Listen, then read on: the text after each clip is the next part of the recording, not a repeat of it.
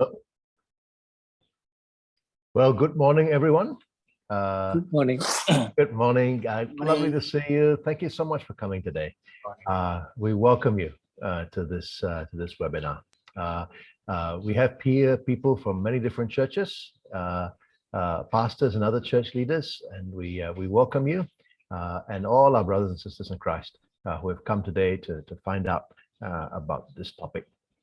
You've probably seen just now that the seminar is recorded, so that it'll be available online to members of the public. So just let you know that before the seminar begins.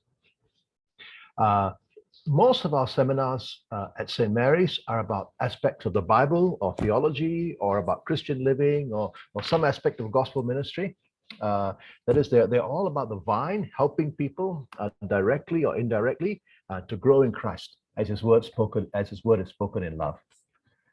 But today's seminar is different. It's about the building. But it's only about the building for the sake of the people who meet there. We want our buildings to be as safe as we can make them because we love our people and want to protect them from harm. We want our buildings to be as safe as we can make them because we love our people and we want them to feel confident to come back to church. We want our buildings to be as safe as we can make them because we love our people and we want them to be able to meet together in person, to encourage each other, to press on in love and good deeds as we see the day drawing near. And we love our people because God first loved us and sent His Son to die for us. So let's begin by coming to God in prayer. Let's pray. Father, we thank you that you love us and that you gave your Son to die on the cross to pay the penalty of our sins. I thank you for raising Him from the dead as Lord of all. And thank you that we are your people saved through Him. Thank you for that special grace that you've shown us in Jesus. And thank you for common grace as well. Thank you for giving knowledge and insight to scientists. Thank you for their research and communication, and through that able to help us with various things. We thank you for the work that's gone into the battle against COVID-19, and thank you especially for the work to be presented here today. We pray that our session will be helpful to all who come, and that people from various churches will be in a better position to take the next step in protecting those who come to their church buildings, whatever that next step might be. So please help us all, we pray, and we ask this in Jesus' name. Amen.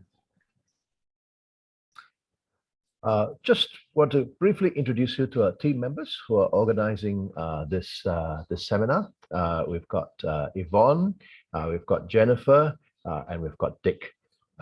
So you just wave, okay?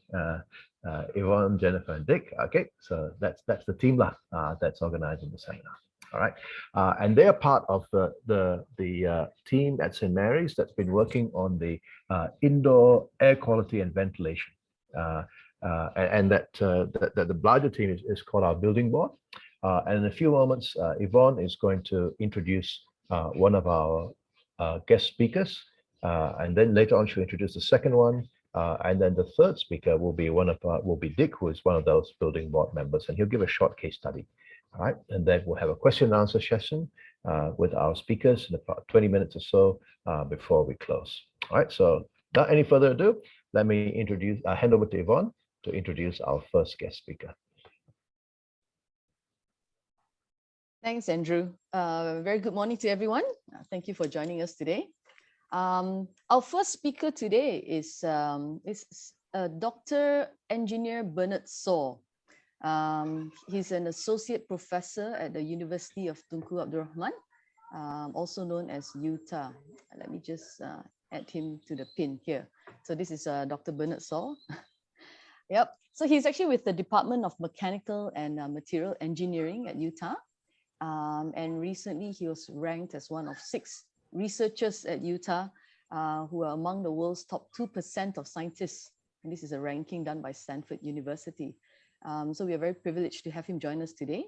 And he will be sharing with us from his field of expertise, which is actually in energy and the management of energy through storage systems such as batteries and also through thermal management using the study of computational fluid dynamics. I know what you're wondering, right? I had to Google that as well. But you will see later, he will show you some of these computer modeling that he's done in his research to explain a bit more how this relates to our understanding of COVID and how to manage it. Okay, recently he's also published papers. He's done specific studies on the SARS-CoV virus, particularly in human exhaled particles and in hospital wards, in terms of environmental science and pollution research, right? He's also looked at risk assessment and air quality study during the lockdown, and he's published a paper on that as well. So he understands what ventilation is all about, and his studies on indoor air simulations have actually contributed a lot to our understanding of this airborne transmissibility of the virus. Okay, so without much further ado, I'd like to hand the screen over to Dr. Bernard, who will be speaking to us. Over to you, Doctor. Thanks. Okay, good morning, everyone. Okay, let me share my screen.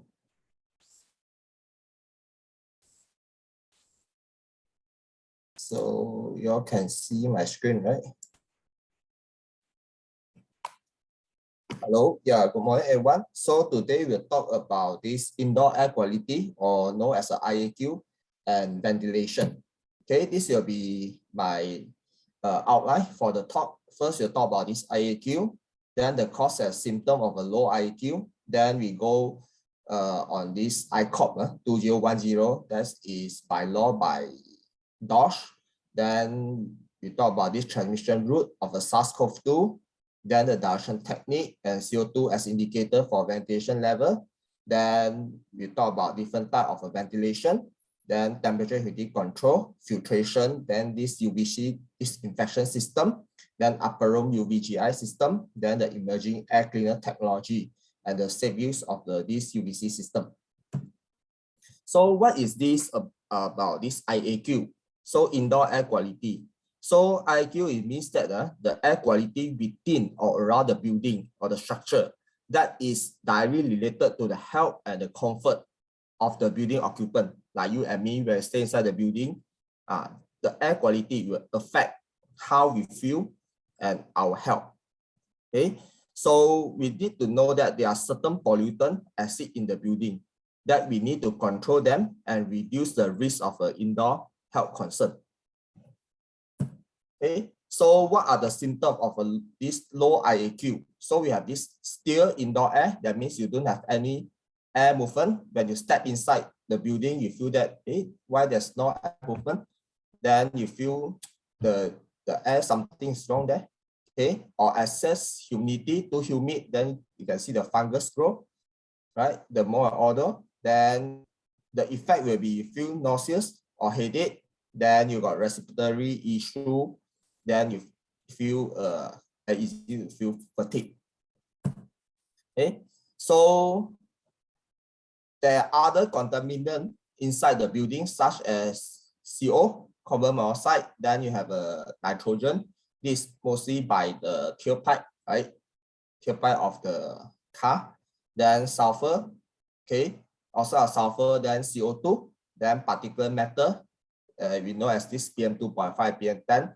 So in Malaysia, this is serious when you have this haze issue. People talk about PM2.5. Right? Why PM2.5 is so dangerous? Because it can directly go inside your lung. Okay, so we have this ozone and also this volatile organic compound like formaldehyde. This formaldehyde issue arises when you buy a new furniture. Okay, then or your house is, you get a new painting for a house, then you have this formaldehyde issue. So short-term health effect, you have this headache, then irritation of eyes, you feel dizzy, fatigue, then cold oral viral infection, chest pain, then throat irritation. So it depends on your age, then pre-acid medical condition. Some people feel it, some people won't feel it, some people feel more allergic. Okay, immediately step into a building that's a poor IAQ, right? Then immediately can feel the effect. Then, okay, induced sensitivity and allergy. So for long term, you cause a respiratory disease, the heart disease, cancer, then it can debilitary or fatal. Okay, so that's why you need to improve the indoor air quality even in your home. Okay, so you know that there's a very famous thing people talk about, this sick building syndrome, SBS. Okay, so where the building occupant actual health and comfort effect is a time you spend inside the building, but you don't have any specific illness or cause can be identified. So the complaint will be from particular room or zone, or maybe spread throughout the building. Okay, occupant experience relief symptoms shortly after leaving the building. When you enter the building, you stay in the building for some time, then you feel something strong there. Then you feel not healthy or uncomfortable. After leaving, you are okay. Okay, so in Singapore, normally how people assess this sick building syndrome. So let's say whether your room IQ got problem or not, then they observe the medical leave application for this room to compare to the other room. Is this particular room, they got very high MC cases? Okay, then they'll start to look into the whether the IQ got problem or not. Then they'll exchange the room from, let's say this occupant exchange to the room with a good ventilation and see whether the medical leave will reduce or not. It's still, then if the medical leave is reduced, that means they prove that the IQ in that room got problem. Okay, so if the room after the exchange, then the MC rate is still the high, then something wrong with the occupant already. Okay. So why this IQ is very important? Because we spend nearly 90% of our time in the indoor. And the indoor human exposed to air pollution is about 2 to 5 times more than the outdoor exposure. Okay. So when you're working in office, your speed and accuracy or the productivity actually affected by the IAQ. So that's why IQ is very important to reduce the activities and upgrade the investment. So it's something correlation exists for your low productivity and disinfection. So what are the causes for this low IAQ? Is lack of ventilation air, overcrowding, too many people stay in one building, smoking, some people smoke inside the building. Then you have a poor infiltration, right? So like during the haze time, then you are not properly close the window, then the haze will run inside your building. Okay. So or your building is facing the main road, then those tailpipe gases, then they'll flow inside your building. Okay. So off-gassing from material and mechanical equipment, like you spray some perfume or something. Then the improper temperature and relative humidity control, then inadequate filter level and placement. Okay, so use the wrong filter or not proper manage it. So these are the common cause of the low IAQ. So if you are using the centralized unit, then you have this broken duct, then improper ducting installation, low building ventilation, then too crowded, right? Fume spraying, then indoor poor filtration system. That means you're not changing your filter over the time. Then you use it probably or 3 to 5 years, never change your filter. So the sign of a IQ problem, you have a noticeable indoor odor, excess humidity, presence of mold, short-term symptom present like consisting coughing, sneezing, so lack of air movement. So you have this symptom, that means something wrong with your indoor air quality already. So there are several factors that affect the thermal comfort.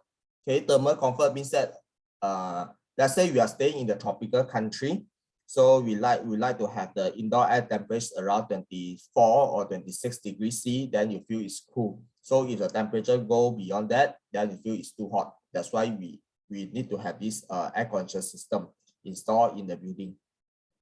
And this thermal comfort is actually affected by few factors. One of it is the activity of occupant, whether you are idling there, typing, or you work very hard in the gym, So when you work very hard in the gym, then you need more ventilation to cool down your body temperature, then you feel more comfort. Okay, what are the clothing level, right? So you are taking the normal clothing, right? Or you are having those winter clothing, okay? That will affect the thermal comfort. Then what's the airflow? Is that blow toward you, or it blows somewhere else? Then what the temperature? So probably you are comfortable at 24 degrees. Then if I decrease temperature 16 degrees, probably feel too cold for you. Okay. Then relative humidity, too humid, then you feel not comfortable, and too dry, you also not okay. So you start, if it's too dry inside building, then you feel that your eyes drying, then also probably your nose is bleeding. Okay, then the radiant temperature that's caused by the sunlight. Okay, so we come to the industrial code of practice, this by law, by DOSH. So every building owner need to comply with it. Okay, so this acceptable range for a specific physical parameter for air temperature, they need to maintain 22 to 26 degrees C. The relative humidity 40 to 70 degrees C. The ideally will be 60 degree, 60% RH.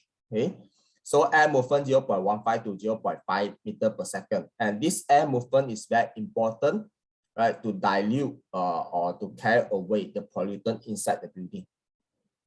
Okay, that's why when we walk through the seminary church, then we check the air movement whether it's okay or not. This is one of this physical parameter and requirement by the DOSH.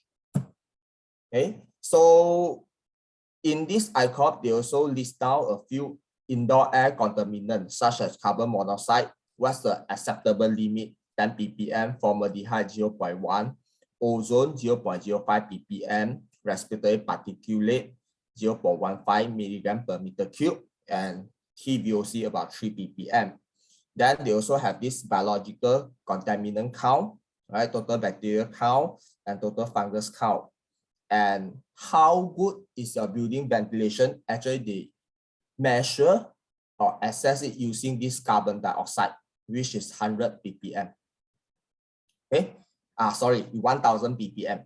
Okay, so carbon dioxide.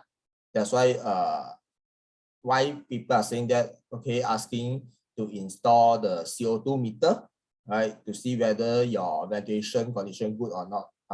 Actually, it's come from here. So, okay, there are different types of this airborne contaminant. You have a microorganism, particulate contaminant, gaseous contaminant, and vaporous contaminant. So microorganism is usually the virus, like your SARS-CoV-2 or COVID virus, then your bacteria and fungus.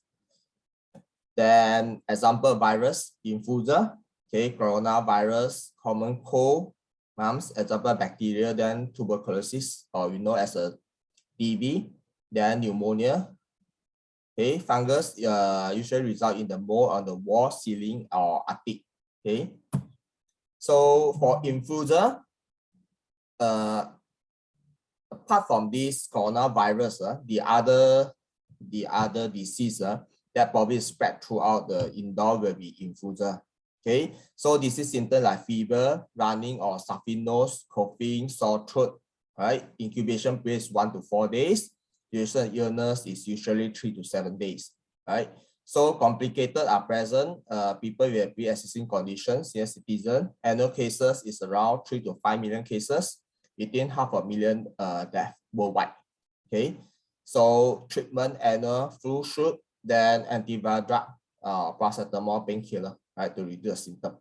Okay, other than the SARS-CoV-2, influenza is one of these microorganism airborne contaminant as well. Okay, so particular contaminant, PM. Then you have this human air, pollen, mold, smoke. Okay, so like the haze that you will face it normally during the December, now probably during the MCO time, then you don't have this problem. Okay, then gases contaminant, carbon monoxide, carbon this oxide of nitrogen, NOx or sulfur. Then you have carbon dioxide. Okay. So irritation low concentration and can be cause severe health effect in the high concentration. Okay. So level of gaseous contaminant, you have this carbon dioxide, CO2, 350 to 1000 ppm. Then carbon monoxide, CO, must not exceed 9 ppm. Then the NOx level must not exceed 0.05 ppm. Ozone must not exceed 0.05 ppm. Sulfur dioxide must not exceed 0.03 ppm. Then formaldehyde must not exceed 7.3 ppb on the 8-hour period. Okay. So vaporous contaminant, VOC. So result is by the evaporation or off-gassing for carpet or tile adhesive, insulation, sweat from human and indoor pets. Okay. So VOC may cause an adverse health effect. Okay. Example like the formaldehyde. So we come to the interesting topic today. That we talk about this SARS-CoV-2 coronavirus. So this COVID-19 is caused by this SARS-CoV-2 virus. So it's consisted of RNA strain for genetic material drive into human cell and the virus get replicated. Okay, lipid membrane with protein spike. All these spike we call protein spike. Okay, all these things we call protein spike. Then it may stay for 14 days or more in the body before symptoms appear. Okay, average diameter is about 50 to 200 nanometer. Okay, very small. Then I checked yesterday, the total cases is around 269 million cases, and total death is about 5.3 million. Okay, so now we are in the which wave? Now we have this Omicron. Okay, so you don't know when you're going to end yet. So transmission route of this SARS-CoV-2 is like our traditional transmission route for the virus through the aerosol inhalation, drop spray, and deposition and the surface touch. Okay, so it can be divided into two ranges. For the short range transmission, which is within 1 to 2 meters, and long range everything beyond 2 meters. Okay, so 1 to 2 meters you have this close contact. Okay, then you inhale the particle, exhale from the patient. Okay, or large droplet, then you touch it. Okay, then you handshake. Then after that you go touch your nose or touch your eyes. Then the virus go inside. Okay. So the CDC, they have categorized a transmission route for SARS-CoV-2 into 3. First one is inhalation. That means you inhale the air carrying a very small fine droplet or aerosol particle contain the infectious virus. So the risk of transmission is greatest within 3 to 6 feet of an infectious source where the concentration of this very fine droplet and particle is greatest. Okay, 3 to 6 feet is within 1 to 2 meters. The deposition, the second one, deposition of virus is carried in the axial droplet and particle on the exposed mucous membrane. Okay, example, splash spray such as being coughed on. And risk transmission is wise greatest close to the infectious source where the concentration of this axial droplet and particle is greatest. So the last one is touching the mucous membrane with hand, soiled by the axial respiratory fluid containing virus or from the touching in inanimate surface contaminated with virus. That's why we need to sanitize our hand to eliminate this transmission route by touching. So by last year, actually the CDC, the NOS recognize this aerosol transmission is one of the route transmission for the SARS-CoV-2. Then they come to the debate. So one of their famous case, people discussing this aerosol transmission is this Guangzhou restaurant. And you have a 3 family sitting at these 3 different tables, and they do know each other. So they are 9 family members. So they come in to take their dinner. Then after that, all of them got caught COVID.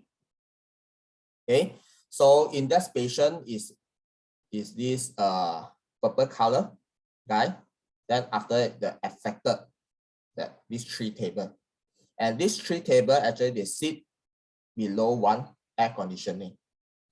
Okay, so A with the index cases affected B far away with no chance of formal or close contact because you do know each other, and long range inhalation is likely. Then after that, they found the aircon is operating by circulating the air. Okay, then the Assoc fan is closed. Outdoor air path, okay, Assoc fan is closed. Then probably you have some ventilation go through the door, the gap of the door. Then you have a very poor ventilation. It's about 1 liter per second. Then you have these cases. With these cases, after that, they slowly to recognize this aerosol transmission. We come to see the second cases for this unexplained COVID-19 community spreading. Okay, so this is in the Sky Valley at the Washington choir rehearsal. So 53 out of the 61 participants is infected. Then in the 2.5 hours of rehearsal, so there are multiple arrangement of people divided to different group, but at the end, all of them can we say all of them, 53 people are still infected by this COVID. So the arrangement of the chair is about 0.75 meter. Then distance between rows is 1.4 meter. Okay, so the HVAC fan was not operating during the rehearsal. Okay, then they're using this MERV 11 filter. So MERV 11 filter, you have a 30 to 65% of efficiency with filtering of the 1 micrometer or larger, right, of this particle.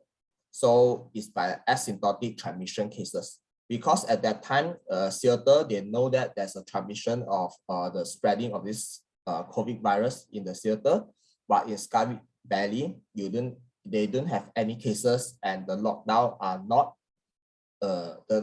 was not announced at that moment. Okay, but however, this cases is shocking everyone in the Sky Valley. Then another cases is at this South Korea's call center. So 94 of these 216 employers are affected by this COVID. Okay, so blue dot indicate all the positive. Then you'd have an unknown HVAC system. Okay, so this is our study with the HUKM. Right, we simulate the patient that is put inside this air conditioner room. Okay, so this air conditioner room, this is a tidal breathing, talking, and coughing cases. You can see that the particle first, it exhale out, it go affected by the airflow and circulate inside the room. And the patient is a source generation, and the more they exhale or more they cough, then the more virus accumulated inside the room. And the virus are not getting out of the room. Because for this type of cassette unit, you don't have a good filter and you won't be able to filter out the virus. And getting more and more virus inside the room, then whoever step in, then you have a chance to be infected by this COVID. This is another study done by the NUS site. So 85% of total virus load were emitted in the fine aerosol, less than 5 micron, compared to a coarse aerosol. So in singing, you emitted around 53% of this virus, talking 41%, or breathing is 6%. Okay, this is how your this SARS-CoV-2, right, the virus look like. Okay, so that's the reason why when you talking, this all particles go to the upper room side. That's the reason why upper room Uvgs is being used, right, to deactivate the virus. There's a chance when this particle of virus flow to the upper room, then you got a chance to deactivate it.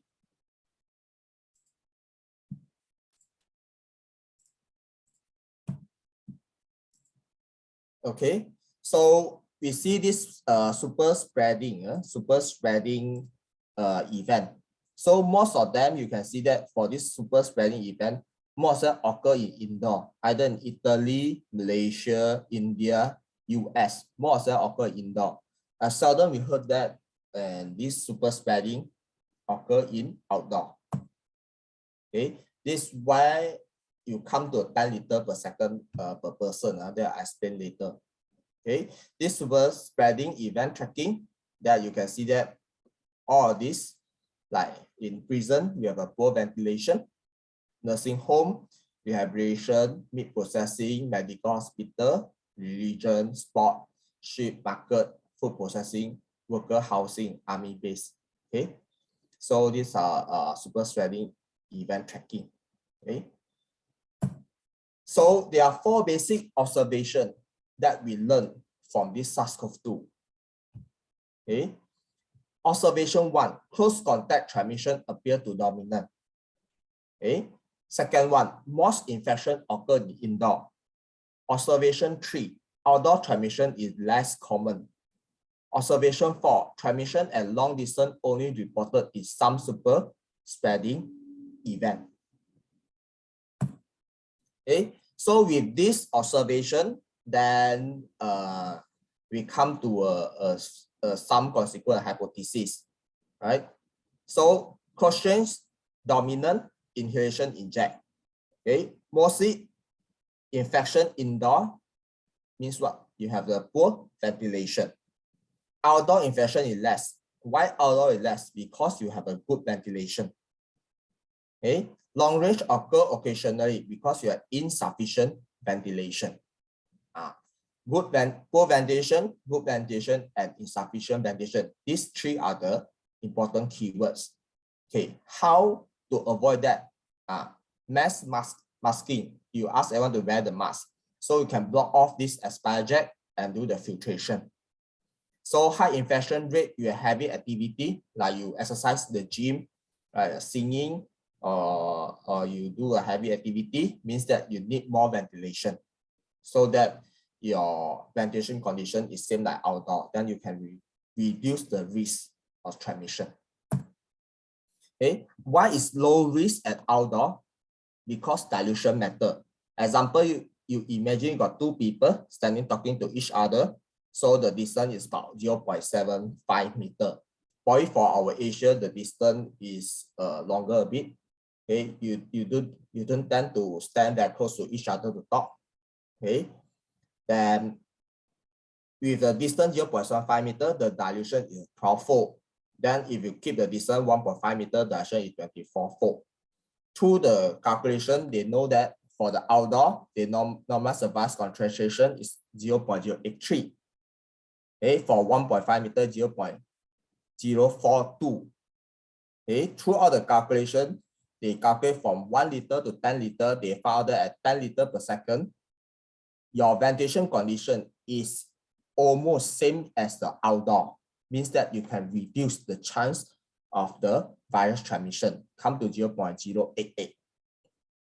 So if your indoor have a very poor ventilation rate, then the virus concentration is very high, then you got a very high chance to get COVID. Okay, so with distance 1.5 meter, right? If your indoor ventilation is 1 liter per second, it's still higher than the 10 liter per second at the 0.5 meter. Okay.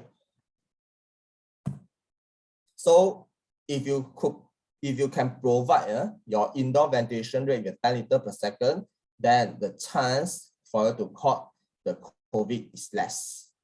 Okay. Okay, now people are talking about this CO2. So use it as the indicator whether your ventilation condition is good in the building or not.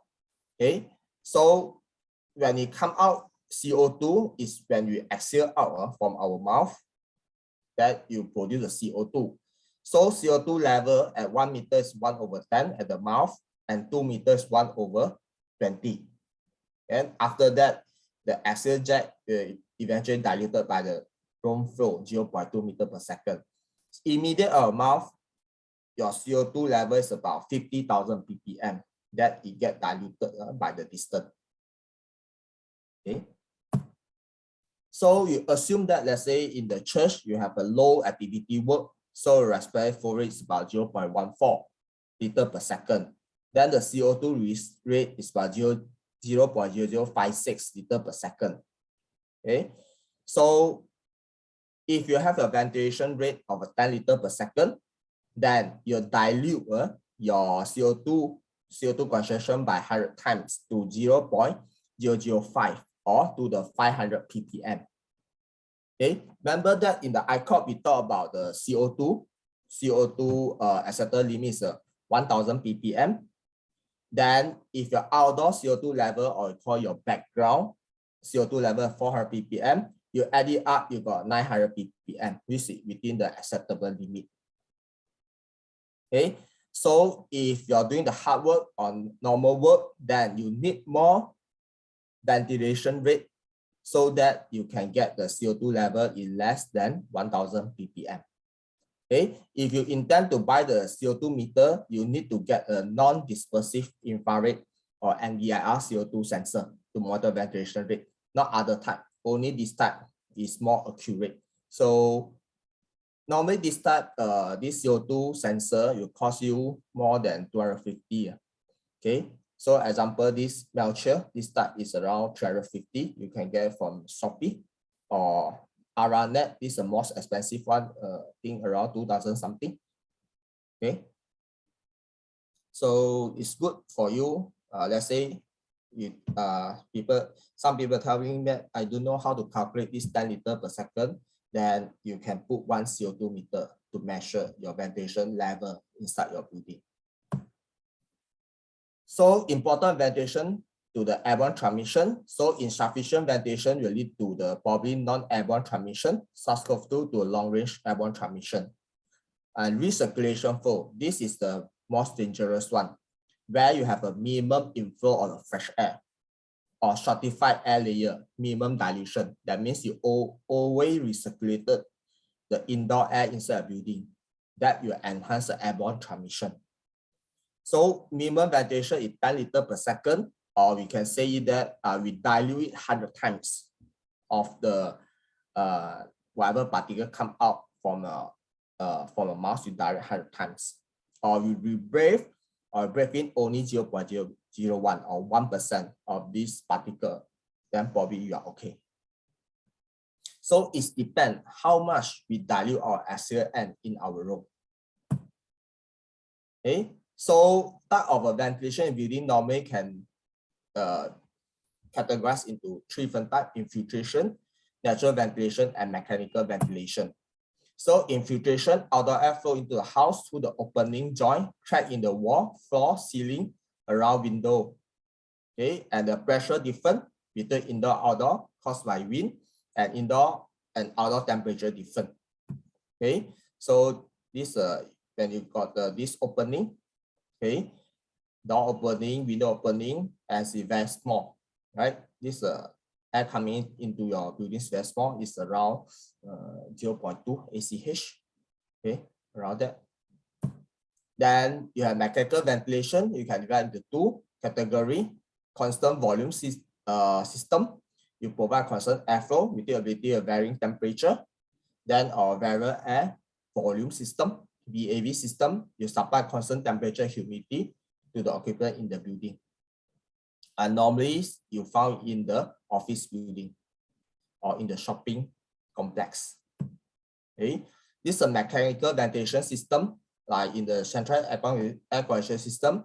So normally you mix with the 20 to 30% of the fresh air into the existing air quality system and supply it to the indoor space. So for building ventilation rate, actually how this engineer come into calculation, what are the ventilation rate, what's the fresh air requirement into a building, is actually controlled by the uniform building by law. Okay, and this uniform UBB, we call UBBL, actually refers to the ASHRAE 62 standard 62. It depends whether you are in a residential building or commercial building. And people are asking why we are not using 100% of fresh air, right? to ventilate the building. That you increase the heating and cooling equipment size, and your energy consumption will increase. That then your electricity bill is a boom. Okay, so you can see that when you increase this percentage of the fresh air in the building, fresh air in the building, that will increase your coil pressure and the total capacity of your AHU, right, or the air conditioning system. Okay, so the building ventilation rate, actually they calculate based on people and also space cooling, people cooling and space cooling. Okay, these two variables. Okay, this is how the engineer calculate. Example for the region of worship place. So people, they need to supply the outdoors around 2.5 liter per second. That's very less than the outdoor air, the space cooling is about 0.3 liter per second per meter square. Right, this is very less. So you get is around 3 liter per second per person. Okay, around that still, so you need to top up another 7 liter per second.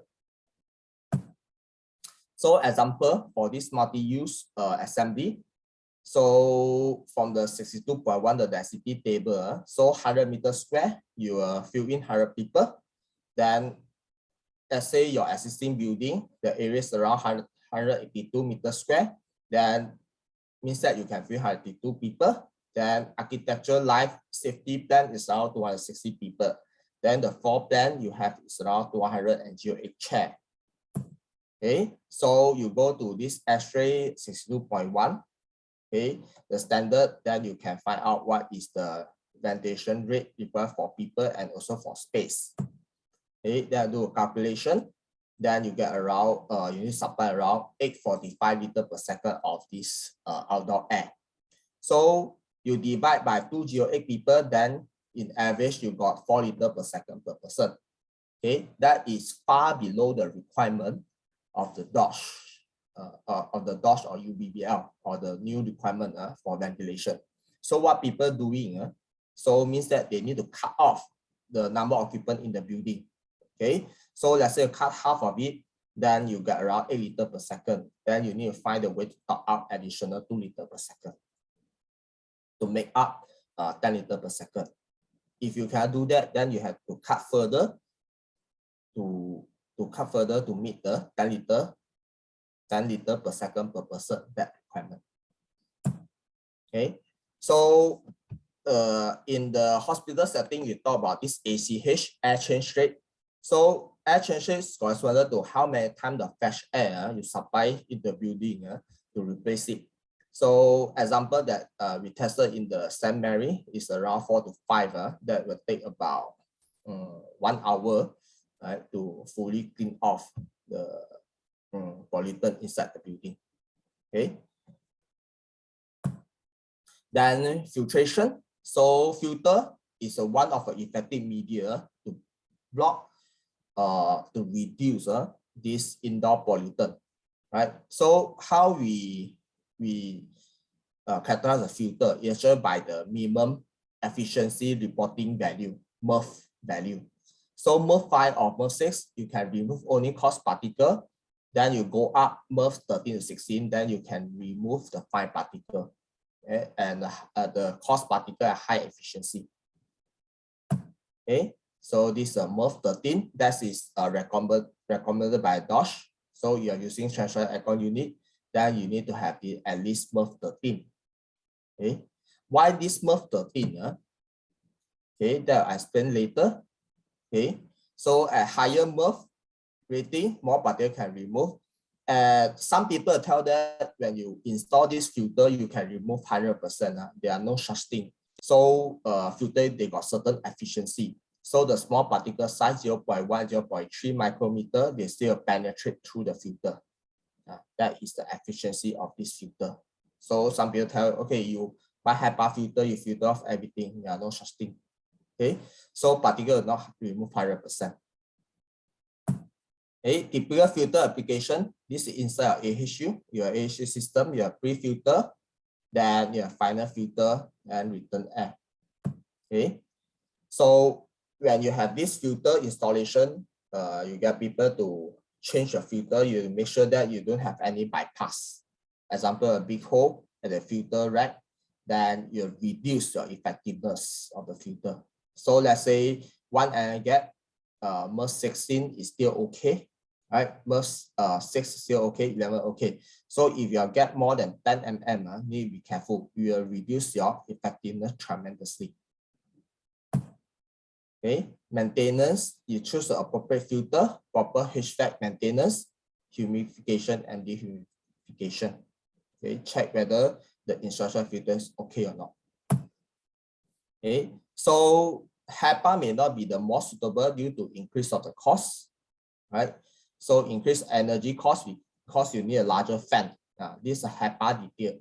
Hepa detail, they design at the 99.97 for 0.3 micron. Okay, setting MERV 13 filter with the recommended ventilation air rate is the most suitable. Okay, you come to see about this graph, this Y dot or the actually recommended MERV 13 because of the costing. So from MERV 13 to Hepa, you have increase the cost. This is the lowest point of the graph.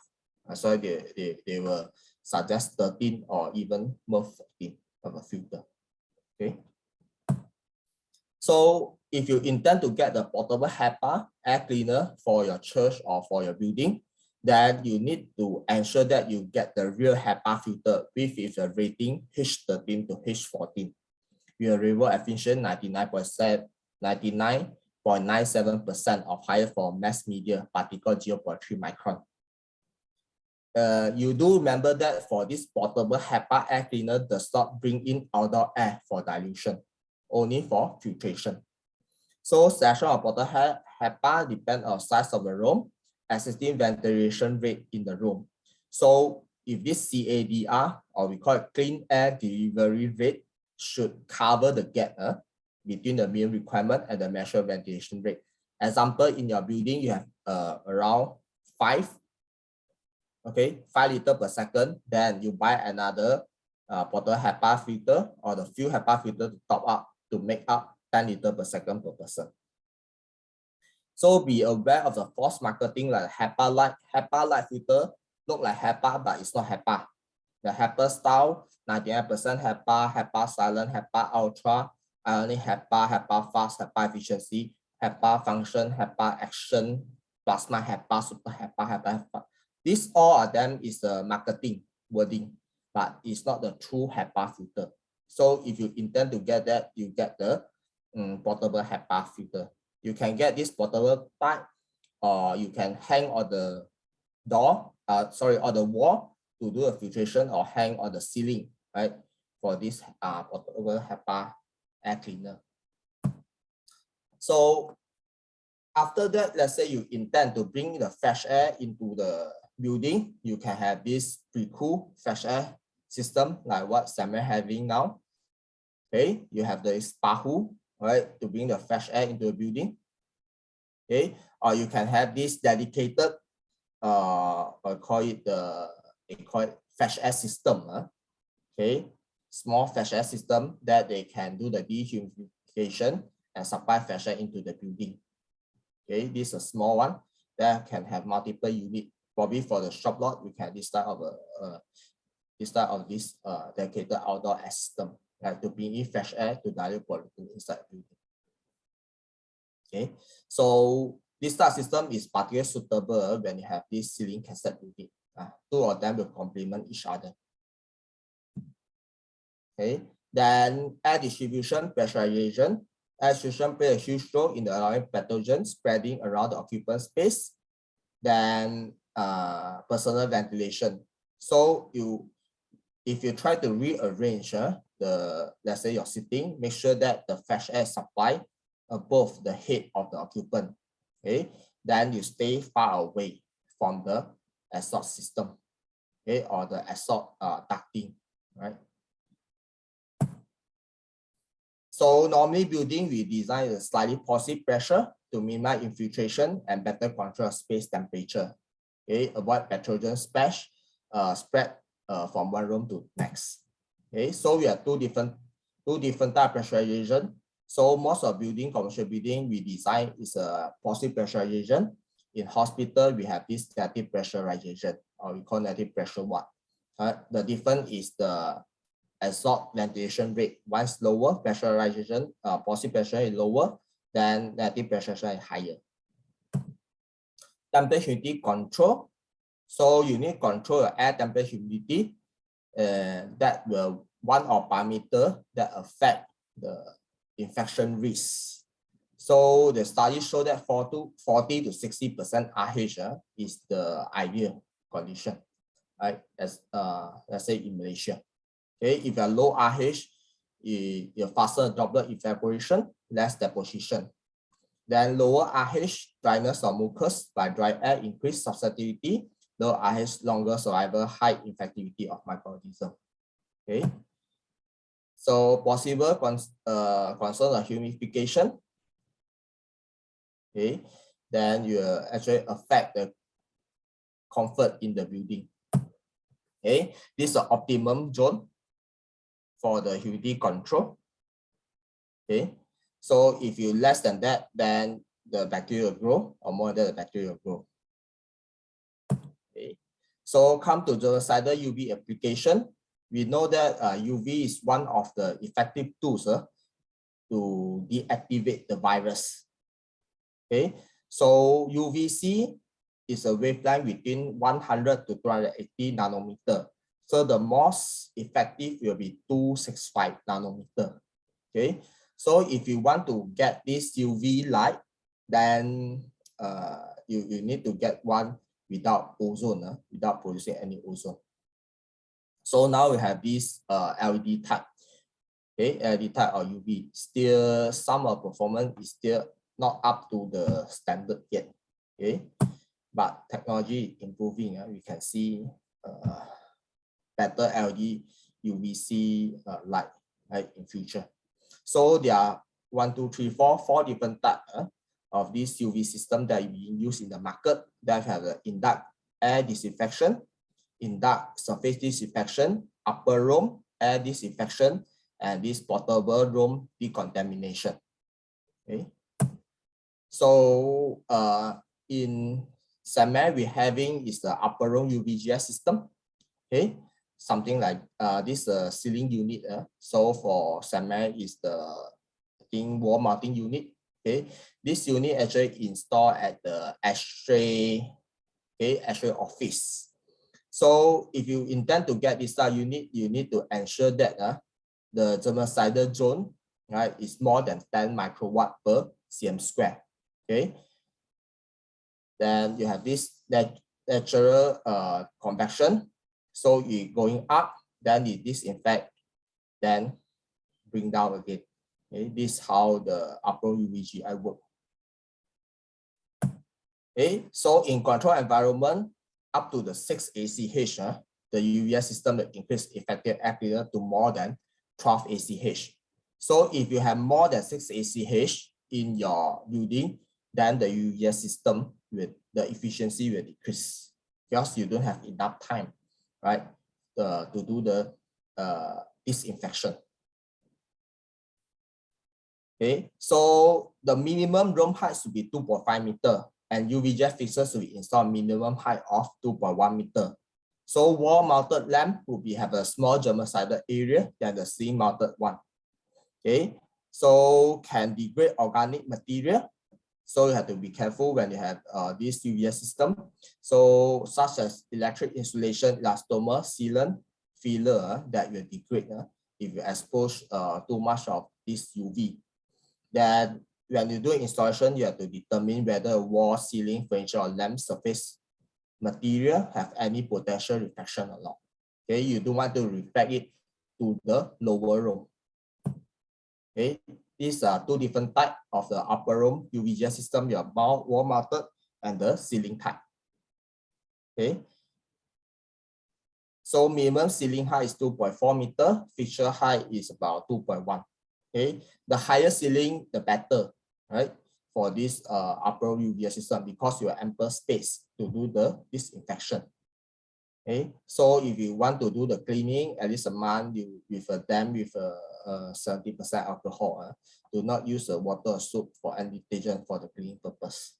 Okay, so after that, you do installation this UVS system. You need to do the measurement at the eye level, right, in the occupied zone and in the upper irradiation portion of the room at distance 1.2 meter from the fixture. Okay. So NIOSH, this NIOSH US, the exposure limit for upper room is 0.2 microwatt per cm square for 8 hours at the lower room. Okay, ideally all upper room measurements to be around 30 microwatt per cm square to 50 microwatt per cm square. Okay, at the 1.2 meter from the fixture. So the lifetime of this UVM around 5,000 or 10,000. Then after that you need to change it. So the efficiency may drop to 40%. So let's say exceed these 10,000 hours, you need to change it. And this upper UVS system is actually we can say it's the oldest technology. In the Philadelphia school in 1930, we have this upper UVS system. In fact, it's quite safe. And in the natural ventilated clinic in New Delhi, at the hospital, and this is the New York City, right? Congregate setting at the upper room and the restaurant. Yeah, you found in the, let's say in US, in other countries quite popular, but in Malaysia it's still new to us. So what are the health issue and safety consideration if you assist this UV exposure? You have the eye irritation, brain, vision, blinking, tearing, light sensitivity. So develop 4 to 12 hours after exposure, painful, then effect may last 48 hours, skin irritation. Okay, so there's an exposure limit by NIOSH US. So 1 second sounds 600 microwatt per cm square. So 8 hours 0.2 is standard for upper air UVGI. So in that system, you have a higher dosage. So safe exposure limit is around 10 seconds. Okay. Okay. So ozone production. So let's say the UV, let's say about the UVC, that you have to check where's the wavelength.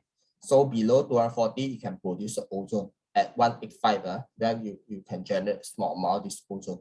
It's quite harmful. Okay. So if you want to do inspection, then you have to get a proper PPE. Okay, that upper room air, you have to put a warning sign on the off streets or the safety feature for that. So that's why you don't anyhow bought this UVC, right, from the market or import from China. So they are not fulfill the standard. Then you have this ozone issue. Then you have the UV dosage is not up to a requirement. Okay, if you like to get this feature, you can get it from Philips or Intrix. Okay, they are the professional upper UVS system provider. Okay, so some of them, let's say, get from China only blue light or something. Okay, so it's not the actual one.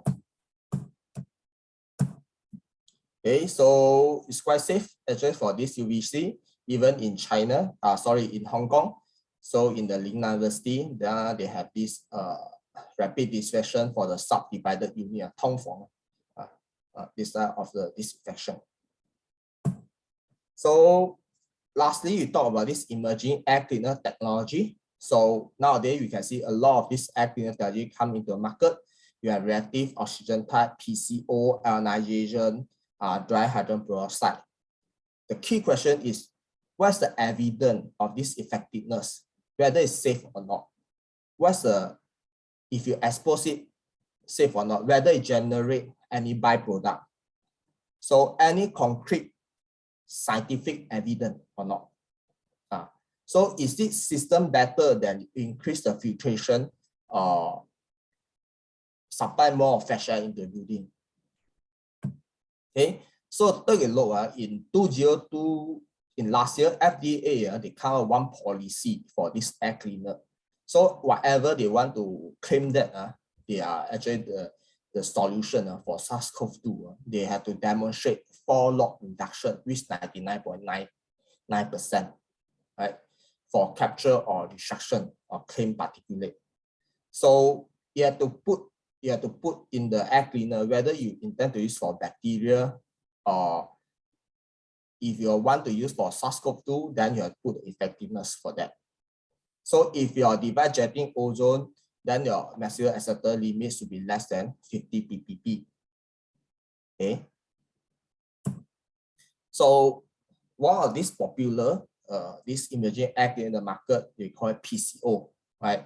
PCO is actually doped with the TiO2, okay, titanium dioxide. So activated by this UV light, right? UVA, UVC, and UVB. Okay. So ozone can be found formed at the UV wavelength. So it's light method, redox reaction. Okay. So some unit claim disinfect from gaseous hydrogen peroxide, and there are many of them. Okay. So one of the concern is the byproduct production with the incomplete oxidation. Even our modern car, we have this petrol engine, we still have this incomplete combustion, right? Not talk about this air cleaner. So once you have this chemical reaction, definitely you have this incomplete oxidation. This one study published in this year, right? So they put in this PCO technology into building. Then they do the study. After they on the PCO, they found that the VOC compound is increasing, right? Or they call it this secondary organic aerosol is reporting. Okay, so in the cellular reactive oxygen species generation, inflammatory alkene production, and oxidative modification of RNA. Okay, so secondary organic aerosol. Okay, so two important compounds produced from this air cleaner is formaldehyde and acetaldehyde. These are common byproducts, regardless of any challenge or compound that produced from the chemical reaction. Okay, so even in one of the studies show that so after they employ this UV PCO, then they need to employ the chemosolvent scrubber, right, to clean the air again to reduce the potential health risk and indeed improve the IAQ. Okay, so next we talk about this bipolar ionization or corona discharge needle point ionization. Okay, be aware of this type of technology. Some of them may produce ozone. Okay, so we take a look on some of this bipolar ionization. Although they already have this UL867 or certificate, but the ozone production is still 100 times or even 1,000 times more than allowable limit. Okay. So some people are asking whether this plasma cluster is effective or not in reduce the airborne coronavirus. Let's take a look on the study of this plasma cluster. So in this study, they put approximately 10 million per meter cube per cm cube of this ion inside the 3-liter box. They keep on bombarded. Then they spray a virus. Then after that, they check what is the percentage reduction. Okay, so you can get it from the website. Okay, so check your coronavirus, then pass the aerosol virus through the test chamber, recover aerosolized virus after exposure to plasma cluster ion, calculate infection virus, then you got 91.3%. So it seemed quite amazing and attractive. Okay, so how about this in the lab? I call it in the lab testing. How about in the real life condition, whether it's effective or not? Okay, in the lab testing, they use 10 million. So that's another article. This by Xinju, done by one of the this article. So they install a plasma cluster. So they have only 2,005 to 3,000 of this plasma ion, plasma cluster ion. Okay, So it say that when you have a moderate virus, we increase to 4,000. So the ratio of it in their testing is 2,500 times less than this condition. Okay, whether it's effective or not. So the test lab used 2,500 times more than concentration of the ion. Only they can get 91.3%. So if you have less than that, definitely the effectiveness is reduced. But it's only 1 log of reduction, haven't achieved 4 log of reduction. Okay. So you say that you have to be less than 10,000 this plasma cluster ion, then you are safe. Okay. So this is a test, they have to use 10 million. Okay, next we come to this ozone generating air purifier. So indoor air purifier or some air cleaner, the intention to emit ozone. So normally call this as an ozone generator. So some of these manufacturers, they try to claim that it's activated ozone, super oxygenated, okay, or energized ozone, or we call healthy kind of ozone or oxygen, something. Okay, that is marketing, but ozone is still ozone. Okay, so some then they claim that they can remove airborne particle, chemical, virus, bacteria, and odor. Okay, so ionizer and electrostatic precipitator at the other device that also produce ozone as a byproduct. Okay, be aware of that. Okay, so whether this ozone effective or not, this study done by the Singapore side. So let's say you take a closer one, human coronavirus, you need 120 ppm, right? To contact 1 to 5 minutes, then you can have this log 3 reduction. Okay, very high concentration. Then the ratio allowable by DOSH is 0.05 ppm. That you need 2,004 times higher. Then you only manage to deactivate the coronavirus. Okay. So even in the DOSH 61.62.1 guideline, the ozone level from the air cleaner should not exceed 5 ppb. So you cannot produce a lot of ozone into your air cleaner. If you produce more than that, then you're caught a human health problem issue. Okay. So even in this ICOP, there's a 1 sentence: installation of air purification device except device producing or emitting ozone. So if you install that, the ozone ozonizer into a building, then those people come to find you on this part. The ozone concentration are below the health standard. It does not affect remove the biological contaminant. Then ozone also does not remove particular pollen. Okay, so air purifier little to remove a chemical pollution, then react with assistant chemical or to create additional toxic pollutant. That's why we say that ozone is one of pollutant. It's not solve the issue. Okay, so ozone is deaden the 1 sense of smell. Okay, so after let's say 1 minute, you can send the ozone after you think it's okay. Hey, why I cannot smell it? You think it's okay, but actually it's not okay because the ozone deaden your sense.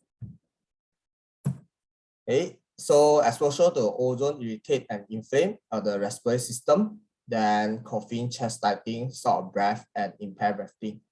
Then it can worsen the asthma condition. Okay, so these are the myth buster, right? So people should not wear the mask while exercising. Okay, so okay, or this, okay, like you drink the you put a pepper on your soup, the salt prevent from getting the COVID-19. Okay, yeah, I think yes, I think I take too much time already. Okay, thank you for your time. Thank you very Dr. much. Bernard. We will keep the questions for Dr. Bernard. until we've done all the presentations, then we'll ask all the questions together. Okay, so if you've got questions, Dr. Bernard, just keep them, or you can put them in the chat or write them down, and we'll look at them later. So Yvonne is going to introduce our next speaker now. Thanks so much. Thanks, Andrew. Our next speaker is Professor Dr. Ang Kwan Hong. He's a professor at the University of Malaya from the Department of Biomedical Imaging. So he's actually a medical physics pioneer. He's done lots of research in radiation medicine, and he's used that studies actually to contribute to a fight against breast cancer. And for that work that he's done, he's been given lots of accolades and awards, the latest being the Merdeka Award just last month for his outstanding scholastic achievements. But recently, in these last 2 years, he's redirected some of his energies into a scientific understanding of this SARS-CoV-2 virus, particularly looking at how radiation can be used to neutralize this virus.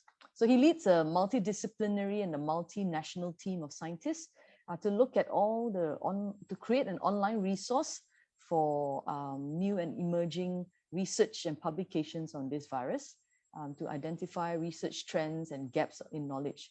So he's actually in the center of all these discussions on what are we going to do in terms of combating this virus. So without much further ado, can I just pass the time over now to Professor Ng. Thank you, Yvonne. Good afternoon, brothers and sisters in Christ and friends. Thank to St. Mary's Cathedral, Dean Andrew, for inviting me to share my experience with you. Let me share my slide now. I will be talking about this ultraviolet light or ultraviolet radiation for disinfection. As the light remind us of Genesis chapter 1 verse 3, let there be light, the beginning. And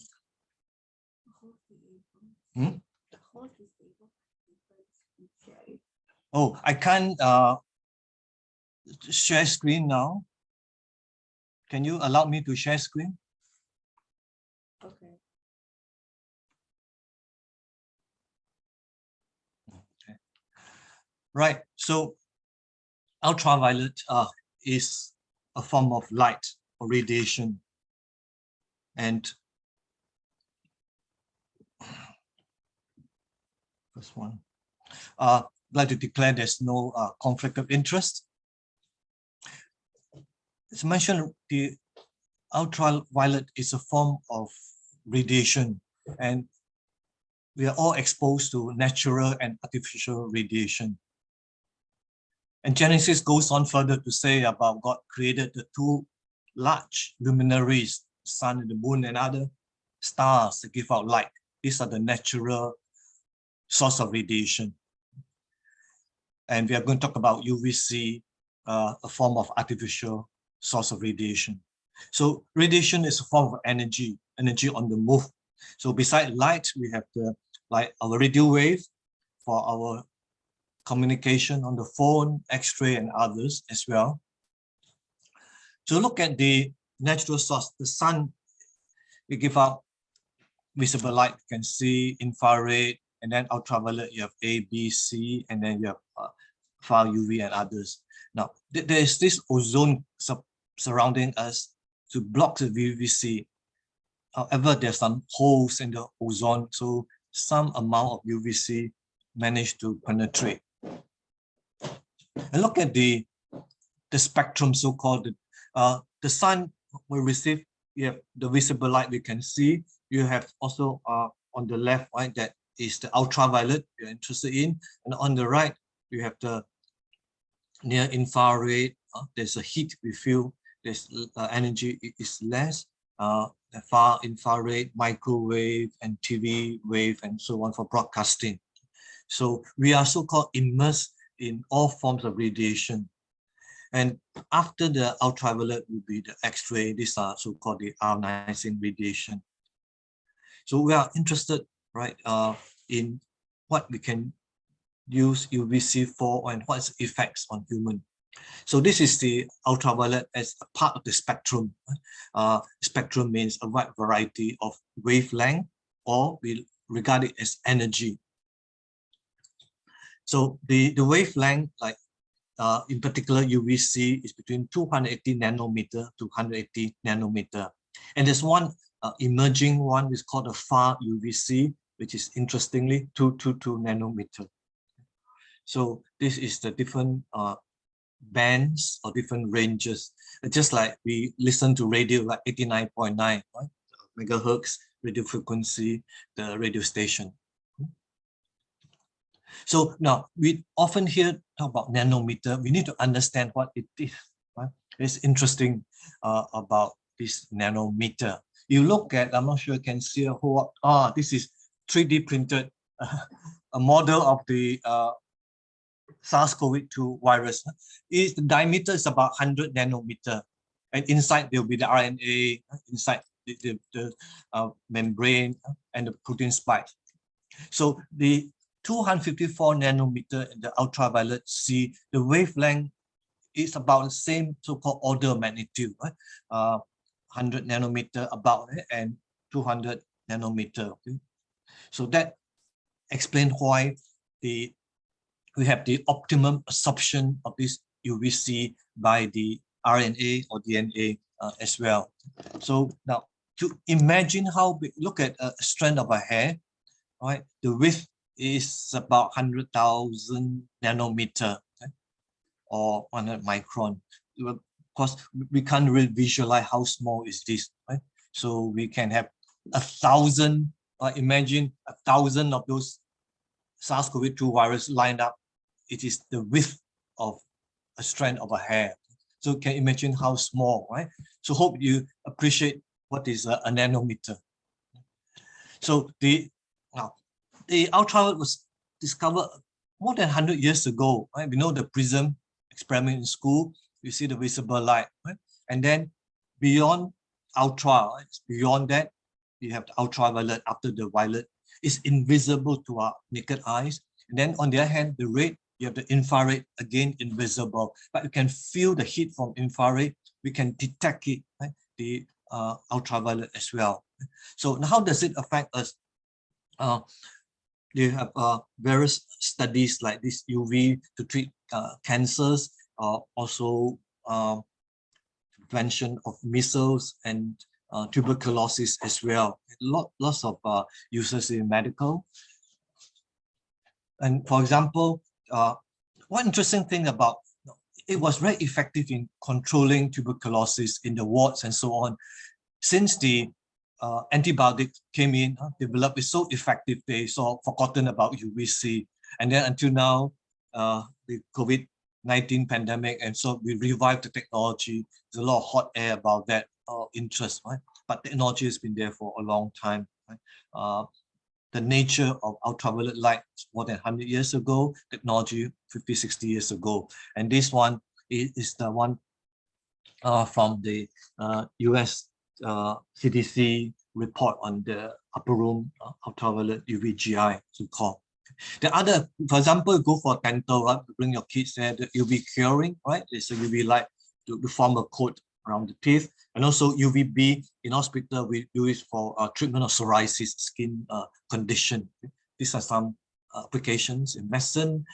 Okay, the important thing, how does it work? I show you this model inside this DNA and RNA strands around, right? And the virus is RNA. So the UV will be optimum to absorb, and you break this bond, right? The base pair, so-called. So they form a bulge. Okay, this bulging out. Okay? So destruction, so that the DNA they cannot replicate, reproduce anymore. Okay? So they can't function properly. So this is one of the main mechanisms. There are a lot of theories being developed. Scientists are still studying about this. So how far it penetrates? You can see that this is a cross-section of skin, the upper layer, epidermis and endermis. So the UVC just a few layers in the epidermis, and A is more penetrating. So what is the effect on us? Aging, you know, right? We are in Malaysia, we expose a lot of sun, right? We have a lot of wrinkled skin.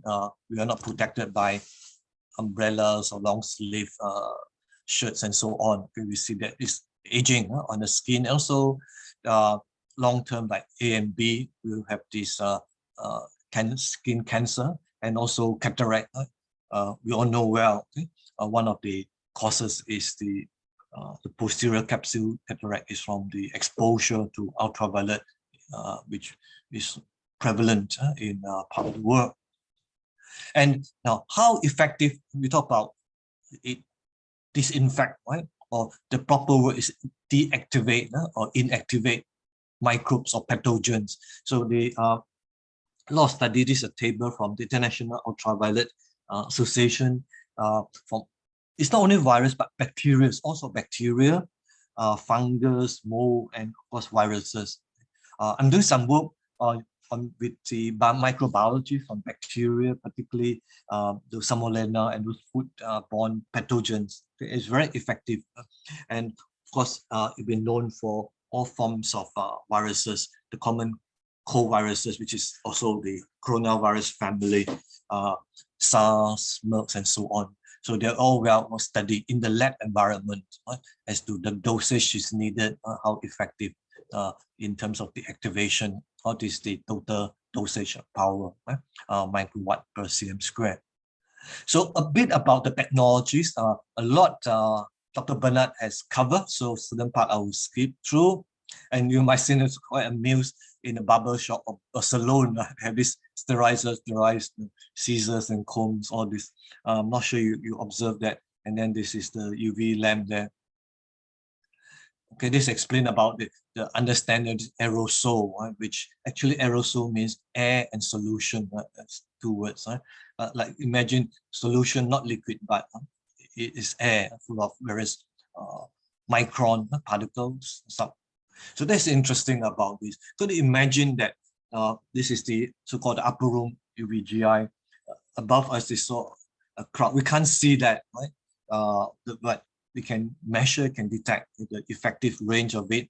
And bear in mind, the light, UV is light, it travels like infinity, right? The speed of light can go on, but as it propagates, the intensity decreases. So just bear in mind, that's why we need several UVC fixture or lamps properly installed. And this is an example, you see that earlier it was duplication or repetition is important to understand.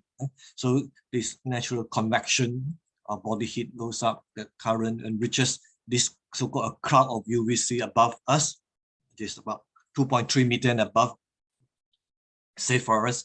And we just inactivate or disinfect viruses and bacteria and so on. Okay, now the upper room is interesting. Does it remind you anything, the upper room? When the Last Supper was separated, so upper room. Okay, anyway, they could be ceiling mounted or wall mounted. They call GI stands for germicidal irradiation, right? Germicidal to kill germs, right? For bacteria, viruses, and so on.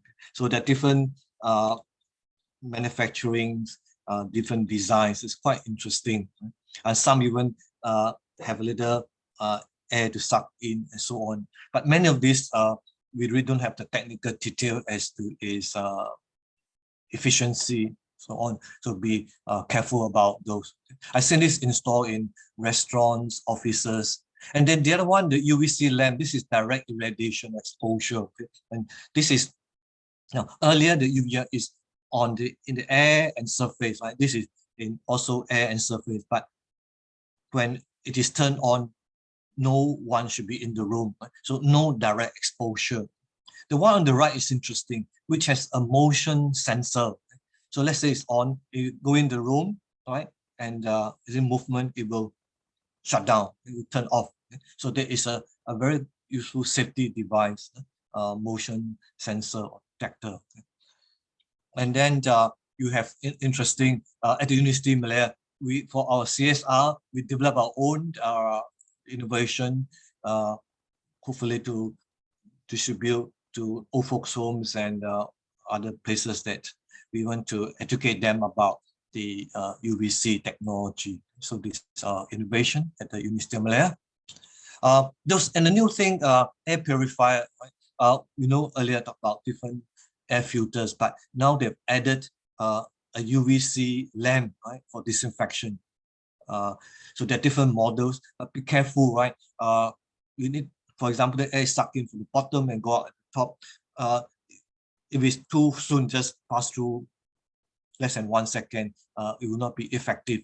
They need certain time, a couple of seconds to inactivate the virus particles. So again, these are very new technology. We need to look for more test reports and research papers. On the left is interesting. We put this UVG on the robot. This is from Indonesia's innovative.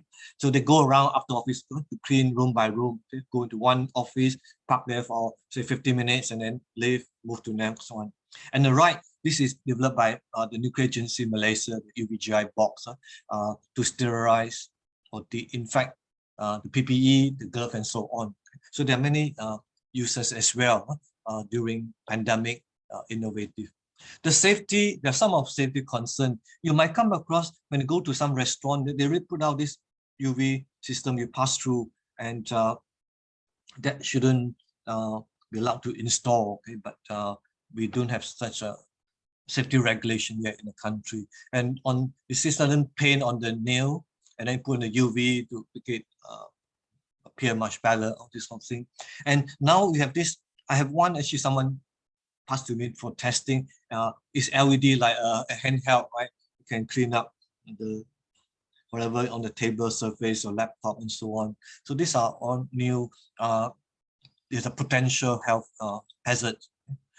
There are ways to do testing at Nuclear Agency. They have lab testing, they go to field measurement as well. I work with them quite a fair bit.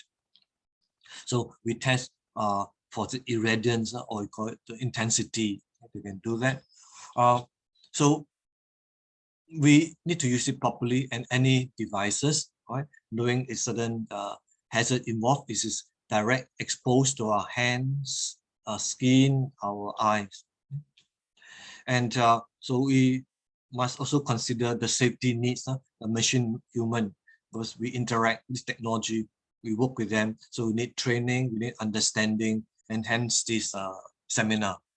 So they have other aspects look into electrical, thermal, mechanical, our exposure to this EMF, so-called the radiation, which I was consulting for WHO once, and also the ICNNRP on this microwave and laser, the human safety aspect, and also the biological effect. And the IEC have at the bottom listed interested to look for their safety standards.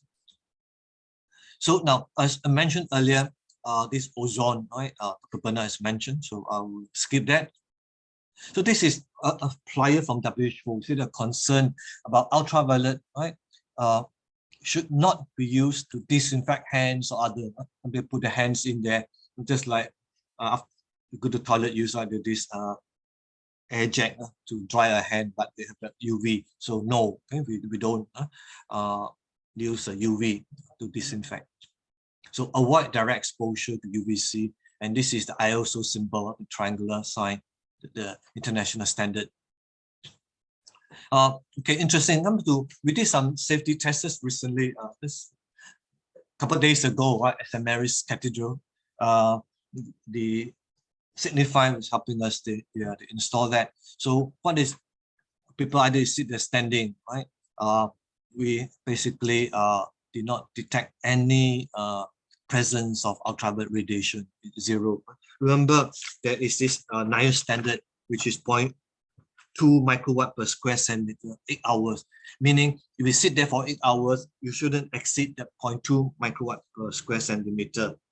This is so-called, it's actually traced back to the ICNNRP, which I served once upon a time. So we measure different locations, different height, sitting, standing, and there's no reading. That is excellent, right? We do not exposed to any UVC. Okay? So this is at the multipurpose hall. We did that as well, right? The engineer mounted the sensor 1.83 meter, which is about 6 feet Good. Okay. So how effective, many people ask this multi-million dollar question. I can show you one so-called systematic review just published recently, Journal of Hospital Infection, the efficacy of ultraviolet light emitting technology against coronavirus. Note, this is all done in the lab setting condition. On different type of COVID-2, the current one, the MERS, and then seasonal coronavirus. This is a common cold, also animal coronavirus, the different study. So one of the conclusion is that this heterogeneous mean variety, right? Complete inactivation of coronaviruses on surfaces or aerosolized in the air was reported to take a maximum exposure time of 15 minutes. Right? It is a range from several seconds to minutes, depend what type and what is the irradiance, also called the intensity of the light. So, so this is one conclusion, and this is good, right? This indicate that it is working, right? Except that we're looking forward to more test results on the actual clinical setting, also in the home or office environment, public places. Finally, just show you that we have organized several webinars, create awareness by the nuclear agency Malaysia, and this you can check the BFM. I've interviewed with them. Can UVC kill the coronavirus? You can listen to that. And we organized at the University of Malaya, Health webinar. You can check the YouTube recording. It was organized by the Infectious Control Unit. The other speaker is Dr. Naura from Nuclear Agency Malaysia. And recently, November 23rd, in Singapore, this is fake news, the NEA, which is the regulatory body, they announced that public not to buy UVC sterilizer product. They have no safety features. In particular, those, the freestanding, I showed earlier, that will, without the safety like a motion sensor or detector. Okay? So they caution the public. In fact, in Singapore, they withdrew, or you can't buy from the direct sales or the Shopee, Lazada, you can't get. It's totally so-called banned in Singapore. This shows a concern about that because people are not aware of that direct exposure safety concern. And advertisement, next week, the WHO organized a webinar, December 17. So do register, right? Is on disinfection using ultraviolet radiation. Obviously, this is a very important topic. It's one of the arsenals that we have to fight against the coronavirus in different forms as well. Remember, this is not chemical, this is a physical agent, right? To de-inactivate. So finally, just to ease a bit, you know what they're doing? These kids in Belarus, in Russia, winter, no sun. So they are exposed to UV light for their bone growth. Okay, it's long winter. So that is interesting, how the source of vitamin D, exposed to UVB during winter is what they do there. Okay, thank you very much. Okay. Thank you very much, Professor Ng. And once again, before we ask him questions, we will listen to our third speaker, whom Yvonne will introduce to us. Thanks, Andrew. We have one more speaker today, and this will be something that might be quite interesting for a lot of us here. It's actually going to be a presentation by Dick Jebamani. He's one of our members on the of our church council, and he's also sits on the St. Mary Building Board. So this is actually going to be a case study for one of the chapels that we have actually renovated recently. So Dick is going to take us through what has been done for this particular space. So over to you, Dick. Thank you, Yvonne. Let me just share my screen and we'll walk it through now.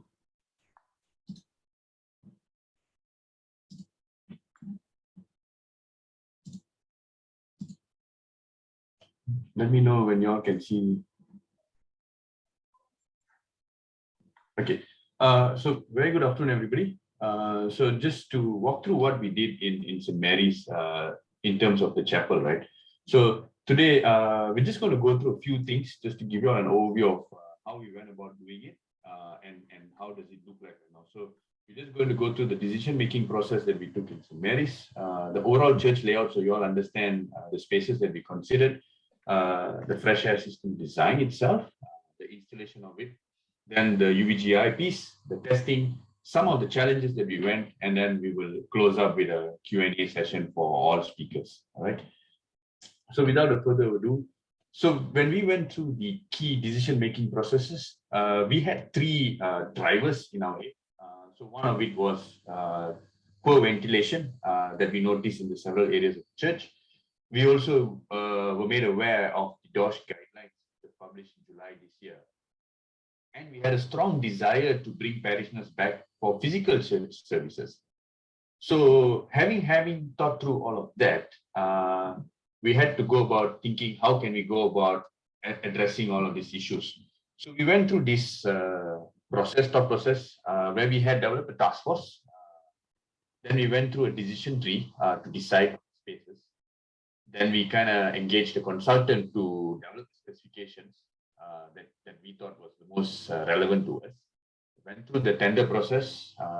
Then we had some site visitations because we had to go back and forth with the specification. We had to make some changes, and we will go through that later with you all as well. Then we just had the contract award, went through the site installation and testing piece, and the space is open for physical service as of this Sunday. Right. So that's kind of giving the thought process on what we went through. So I'm not going to walk through this whole decision-making process that we had, but I just want to show you all the level of thinking that we went through. But a few key takeaway points that I want you all to understand from this is we covered the space itself. We wanted to understand what each space was like and what's going on. We covered the cost of it and how complex would it be in terms of installing the solutions that we have in mind. So we went through this decision tree process to go through that.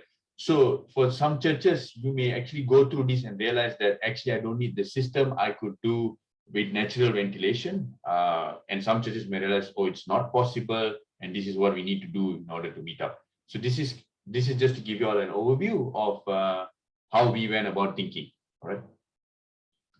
So looking at St. Mary's as an overall, we can see that we have three spaces in St. Mary's that we use for worship on Sundays, Saturdays. Okay, so we have the main cathedral, which is now being shown to you all. Then we have the multi-purpose hall, which is another section, and we have the lady chapel. So these are the three spaces. Taking into consideration on our decision-making tree, we decided to focus first on the chapel area. And the reasons being because this was the only area that we could not get natural ventilation in place, and we direly needed the space in order to be able to have simultaneous services. So we decided to go with this. So since we already picked the space, then we speak about looking at what can we do to improve ventilation. So we then developed this design. So here, first we went ahead and looked at getting a fresh air intake system. So as you can see now, this is the fresh air intake system that we wanted to develop. Okay, and then we looked at also exhausting out the air that comes in. So this gives us better natural flow of air inside, and also makes us the space safer, and also allows us to meet the DOSH requirements. As you can see, the flow is from the back of the church, back of the chapel, towards the front of the chapel. So we get a good flow out of the church. Right? So this gives better ventilation system. So how does the system look like? The system itself looks like this. So we had an outdoor compressor unit, 10 horsepower. Okay. And then we had the overall air processing unit, which is inside. Now this air processing unit can be installed outside as well, but it would be more expensive if we went with the outside approach. So we install it inside. So it doesn't look nice. So this is something to consider, and we will talk more later about this. Then we had the exhaust fan installed at the front with 1,800 cmf. And you can see that's how it looks on the inside of the church, and the outside, how does it look like? So this is how the system actually looks like, which was installed in St. Mary's. Then we went and decided for added protection purposes, we went and looked at installing the UVGI. So we went about with Philips. This is how it looks like, the Philips version. But from a design perspective, we realized that we only needed 4, 2 in the front, 2 at the back. And from a design perspective, it covered the entire chapel. So we were convinced that it was sufficient. So we went ahead and installed it. So this is how it looks like post installation. So you can see 2 of it in front and 2 of it at the back, just above the air supply system. And this is how it looks like at the end. So this is how it looks like pretty much post completion. So then, as you have heard the professor speak before, we went about testing it just to make sure that what we've installed is safe. So we went about testing first at a seated and standing position, and you can see that the readings were 0. So we did not get any UV at a seated position and at a standing position. So we were assured that it's safe. Then we went further and tested out. We only could detect it at 2.2 meter and above where it was installed. So that shows that the system does work. We have it meeting at the entire Lady Chapel area. So that's where we went about. So this is what we went about installing. So moving on to talk a little bit more on challenges. So some of the key challenges that we had was finding the right space to install equipment. So this is a challenge, and I believe many churches will have this issue, finding space. So this is something that you all need to brainstorm a lot. And we went back and forth a lot on this in terms of finding space. The next big issue would be in terms of finding the right equipment in terms of specs and sizing. This would be a challenge because depending on the space that you have, coming to get this would be another issue. And also market availability of the equipment. So even if you can find the right specification and sizing, availability in the market would be a challenge because a lot of people today are looking into it. So you would see it being a challenge in order to get in. Then we want to talk a little bit of the challenges on terms of cost. So in the short term or upfront cost, it was very high. So the upfront cost would be high. So that would require some level of fundraising or some level of thought on how we want to manage this. Then in terms of the long-term piece, this would become a little bit more interesting because you would increase your operational costs. Now, why I say this is because you would be ducting in chilled air and ducting it out just to meet the airflow rate. So this could be a challenge for some churches. So it's something to consider as well. For St. Mary's, what we did is we have this chill process air in, and for now we've decided not to use the fixed aircon for starters. Let's see how people feel when they are in, and based on that, then we will turn on the aircon. So this is how we're going to manage our costs in St. Mary's. So I would like to summarize and end this session, and I hope it's practical to you all, is that we do not have a perfect solution, and there is no way that we're going to create a perfectly safe environment. So there will be some level of risk to take. So each church needs to think through the level of risk we're willing to take, what kind of SOPs you would like to put in to make it safe, right? So with that, I would like to just hand the time back to Andrew for the Q&A session. Okay, thanks very much, Dick.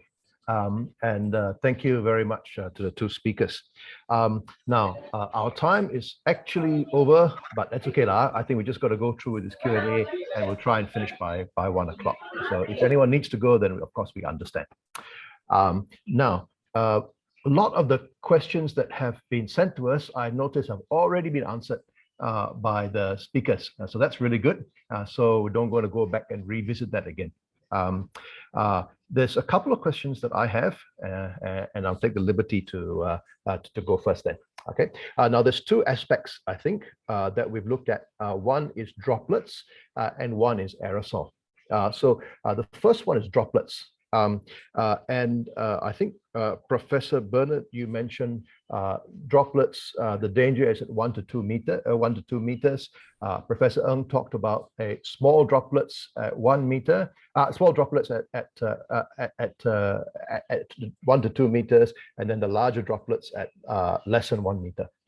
The government guidelines for seating people in churches is 1 meter.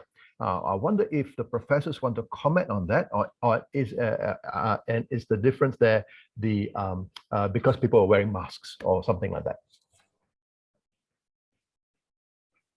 Okay, so actually Malaysia government is following the WHO guideline with the 1 meter spacing, the social distancing. So let's say in US they're using 2 meter, then in UK they're using 1.5 meter. So it's very from country to country. So in Malaysia, they think that 1 meter is safe with a proper mask wearing. Yeah. And is it, do you think? So the mask must be fit to your because you can see that nowadays people are the negligent, so they think that they're not wearing the mask properly. There's still the danger. The aerosol will come out from the mask. There's a danger of that. Right. So because when we deciding the 1 meter or 2 meter, we assume that there's a perfect or ideal situation. Everyone wear the mask properly, cover properly. There's no aerosol leaking out. Yeah, from the Thank you. Okay, so 1 meter is safe if everyone's wearing their mask properly. If you think they're not going to wear their mask properly, then 2 meters is safe, lah. There's another thing is provided they have just how we see the ventilation rate. 10 liters per second per person. So if you can have that 10 liters per second per person, actually you are safe. Okay. Thank you. The risk is very low. Okay.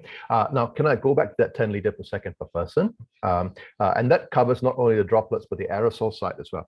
And just for everyone's sake, can I just summarize what I think that you all were saying, so that it just makes it very clear for us. Minimum level of safety in our churches should be 10 liters per second per person of ventilation. We can estimate that, and it's only an estimate, but we can estimate if we are meeting that by looking at carbon dioxide level of being less than 500 parts per million. Is that right? Okay, so there are two ways when people are talking about this CO2. So we talk about, let's say you take overall should be less than 1,000 ppm.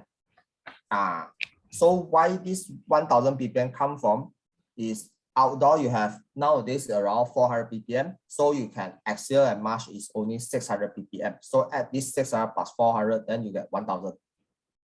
Okay, so if I check and I see that I've got less than 1,000 ppm of CO2, then probably I'm getting my 10 liters per minute per person. Is that right? It's indicate that your ventilation rate in your room is okay. Then the air movement is also okay. Okay, thank you. So for 10 liters per second, if more accurate, you need to do the calculation. Right. How many people then see your air conditioner, then just divide. It's quite simple. So the proper way to do it is by calculation, lah. Yeah, correct. Okay. So indication. CO2 is an indication. It's just indication only. Okay, thank you. And if we can't get that 10 liters per second per person, or we want better safety, then we either have to decrease the number of people, increase the number of amount of ventilation, or use special effects in order to kill the germs without increasing the ventilation. So if we're going to, if we don't want to decrease the number of people, we can increase the ventilation, and you showed us different ways of doing that. And one of them is that fresh air system that was imposed. If we want to kill the germs, one way to do that is UVCI, which we saw is safe and effective if it's installed properly and it's tested properly and worked out properly. But again, and there are also other ways, but some of them are safe, some of them are not. Need advice before we go through that. Can you talk about other ways of ventilation, increasing ventilation apart from the big fresh air system? Because that might not work for everyone. And we're particularly thinking about shophouse churches. How do we increase our ventilation there? Okay, so in my, I think, is it possible for me to share my screen again? Okay, let me share my screen. So you come to, there's a system, there's a small unit. This is we call it fresh air unit, the small one. You can get this small one installed. And this one is small system, they can supply up to around 200 liter per second. It's very quiet. Then you can get this multiple unit to install to supply the fresh air into the, let's say, shop lot. So the other way to top up, you can use this portable Hepa air cleaner. You make sure you get the proper one, the proper air cleaner. Then it's cover the gap, but it's not adding any fresh air into the building. It's just a filtration. Okay, thank you. So in a shop house church, and if I can't have windows, I can't blow things out, I should go for the small fresh air system, the portable Hepa, or the upper room UVCI if my ceilings are tall and high enough. Is that correct? Right? So if you sell these units, you only need to poke 2 holes through the wall, then you can get the fresh air into your building. Okay, thank you. There was another. Does anyone want to ask a follow-up question about shop house churches? Just open your mic and ask, because that I think is very important that we talk about that now.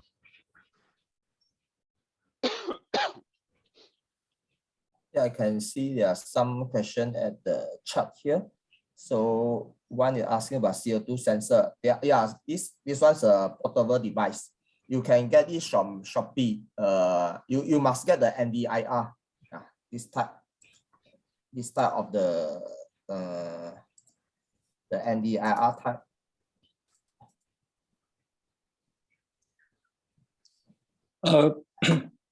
Professor Saw. Yes. May I ask you a question about the, maybe I just backtrack on the, didn't follow really on the Andrew Chia discussion on your CO2 indicator as one should be more around about 1,000 or more ppm in the room. That yes, you are talking about indication relatively to the dilution of bringing the fresh air. If the room itself has using the CO2 meter to measure that is more than 1,000 ppm. Yes? Am I correct? Okay, so you need to get the CO2 level less than 1,000. If more than 1,000, you need to pump in the fresh air to lower down the CO2 level. Okay, so that means the indication of the CO2 level will be indication that there is not enough of dilution. Correct. So I need to bring in the more fresh air. Correct. So second question, I want to talk about you see, we have quite constrained in our air conditioning, the HVAC being mounted on the rooftop, you see. So, you know, to put in a primary air unit to bring in to kind of pre-cool the fresh air, you know. So by putting the so-called, you mentioned about the MERV filter recommended by DOSH under the what they call the indoor regulation, indoor quality air regulation. Would it affect the kind of what they call the supply air in terms of the static pressure coming out from the duct itself? Okay, so if you this MERV 13 filter, some of the you have to see your system, the AHU system. So then I can comment further. So normally you putting the MERV 13 is okay to have that. It won't cause too much of pressure drop. So if you're having this centralized air conditioning system, some of them, let's say, is normally mixing is around 20 to 30%. If you operate more fresh air, then you probably have the condensation issue in your building. Yeah. Then you have to size then up. I fear, because I fear the fact is that I got very constrained of space that I cannot kind of increase my motor size because that will generate the noise as well, you know, in the sanctuary.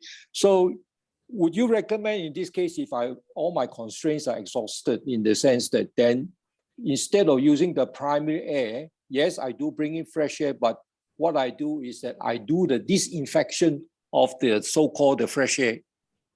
And likewise, I also do the kind of disinfection on the return air by using your so-called the upper room, the UVGI.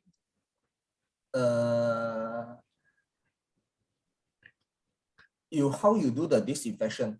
That means you putting the UVGI into the duct UVGI system? No, I think on the UV line is mounted at a certain safe height as what the professor has highlighted. I'm also quite concerned about the safety hazard about irradiation of the thing.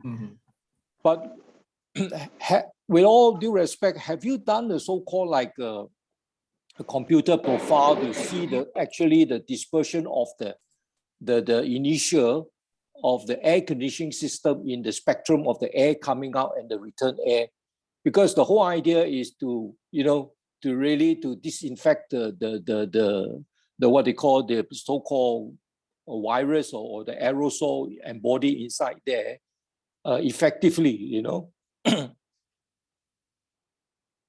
I see. So you means to check the bacterial count in the building? Could be a one way if we cannot do a profiling, or can we do some kind of smoke test to see at least how the what they call the diffusion of the HVAC system is being before we indulge in going to do the kind of dilution and all this? Yes, correct. So we have done this for the St. Mary Church. First, we check the air movement, whether okay or not.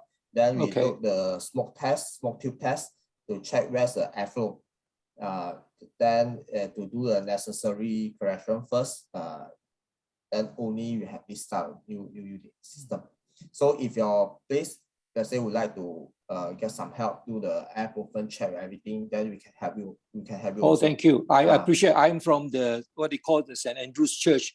I think our kind of cathedral is pretty high roof as well, So I think we will be quite a challenge in terms of initially looking at the what they call the spectrum of our profiling of our HVAC air movement. You can contact us, then we can help you check. Yeah.